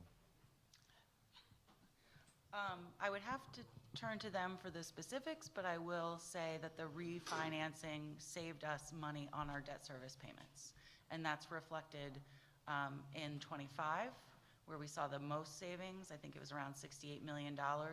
And then there were additional savings in the out years. And we don't mean to connect the two. The CFO regularly looks for the best ways how we get the best rates for our borrowing. And we have a lot of borrowing. We have a $10 billion capital program. So all of the things that we've been able to do are funded with that capital spending. So they're always looking for ways to get us better rates and better payments. Many thanks. My question, I'm going to get a bit in the weeds here, and if you've already gone over this, please forgive me. But in regards to cutting the red tape and reducing barriers to growth, how much revenue do you anticipate generating within the 4 fiscal years, and how did you calculate that? And the same question applies to the $4 billion in revenue that I heard being mentioned as it relates to RFK. So specifically, like, where did those calculations come from as it relates to the anticipated revenue for both of those things? So on RFK, we of course have done economic analysis as it relates to how we generate revenue, ancillary development, income taxes paid, all of those things. And we will be talking about those in more detail. But we have a pretty sophisticated economic team that has helped us calculate those revenues. And as Kevin, who went through all of the lines of the Excel spreadsheets, he told me, is conservative. all right? So like, these are conservative estimates. They could be a lot bigger impact. And the first part, I'm sorry. For the red tape and reducing barriers to growth, how much do you anticipate generating over 4 fiscal years, and how did y'all come to that amount? I don't, go ahead. So any revenue scored would be done by the CFO's office. So anything would be in the fiscal impact statement. On the red tape and reducing barriers to growth slide, so slide 10, there are some of these items that they scored as having a net revenue generation. There are others like the sales tax delay that cost us revenue. And then there are others that they can't quantify yet. So we will know in the upcoming revenue forecasts, once the policies start to take hold, then we should see the revenue being scored. I can't, but we can follow up with the fiscal impact statement that would total them across all the different slides of the growth agenda. One thing on just a point of clarity on, I guess it was the previous slide, there is for the 27 to 29 financial plan years, a top line number on cuts. What's the top line number on FY26? Someone can answer that. So the top line number of cuts for FY26 is around $250 million of reductions. And then there's also about $500 million of cost avoidance. And some of those programs, I thought $243 million was savings from not starting programs that have yet to actually go into effect. But you're saying, sorry, I just want to make sure I'm understanding correctly, $250 million is the top line reduction? Mm-hmm. That's correct. And what is the category of the second number that you mentioned? So that would be the cost avoidance. So throughout the slide presentation, we talked about policy changes that we made to bring down the cost of programs year over year. So when we talked about the Medicaid changes, when we talked about the changes to TANF, those were avoiding costs by making those policy changes. Okay. And so is 250 a net then? Because obviously we see some programs have far more than like $7 million in cuts when you were looking at individual programs. So it's 243 is the top line number, and those are reductions. That's not taking into account increases in other parts of the budget. And so 243 includes not only programs that haven't started, but across all programs. That's correct. Okay, thank you for clarifying that. And then I guess my last question for the mayor would be some of the major economic growth items on your agenda, namely, of course, RFK. Stadium's not expected to, if it were to stay on track, open until 2030. But some of the concerns, raised by council members or others about cuts, could go into effect as soon as next year. So I'm curious what in your agenda you think would offset some of the cuts as soon as next year, as far as what would be a catalytic investment to the tune of, $350 million is like the anticipated shortfall. Not losing 40,000 jobs, and so we continue to work on retaining the jobs that we have and attracting more jobs and more people in those jobs. The most when we talk about economic activity loss, it's related to employed DC residents. So we have to get our people in good paying jobs, and we have to continue to attract good paying jobs. Are there any specific line items that you point to that you feel like within a year would get the city to that, to save 40,000 jobs? I don't think there's one line item. They all hang together. They the whole budget works together. So I don't think we can point to one line item. If we go back to the growth agenda, we can kind of walk down it. But part of it is when we're talking about doubling down on business attraction, having more people, making sure that we are attracting through our DMPED efforts companies that are hiring DC residents. So our business attraction strategies are changing, and we have to work more on that. The more we're able to get development projects started sooner and not mired in kind of regulatory or legal morass, the sooner we are able to get taxpayers and people on the tax on the tax rolls. So all of these things are aimed to say DC is a good bet to do business and to get started. So I'm not sure if I'm answering your questions, but all of these things together will help us spur economic growth. There's not one thing that replaces, that I'm aware of, $330 million in 1 year. But all of them working together will help us. I don't know, Kevin, if you want to add to that. And neither, by the way, nobody is saying that the stadium creates $330 million in 1 year. That's not the argument. The only thing I would add, Mayor, is sort of highlighting something that did not actually get discussed at length here, which is some of the investments we're putting in business attraction. So our largest employer is the federal government. They're having fewer employees, so we are doubling down on what we know we're good at, which is entertainment, sports, technology, healthcare, education. So there's actually a pretty meaningful shift when you go into the budget detail about what it means to double down on business attraction that by a pretty significant order of magnitude increases funding that we've traditionally put into business attraction significantly. Yeah, I'll also just say, you know, all the investments in the capital budget generate jobs. You said that the stadium doesn't open until 2030. That's correct, but construction on the stadium could begin as early as next year. So there'll be jobs generated through our capital projects. But when it comes to business attraction strategies, companies continue to see the long-term value of being in the District of Columbia, and they've always come to the district. Private companies have always come to the District of Columbia because of the talent that we have here.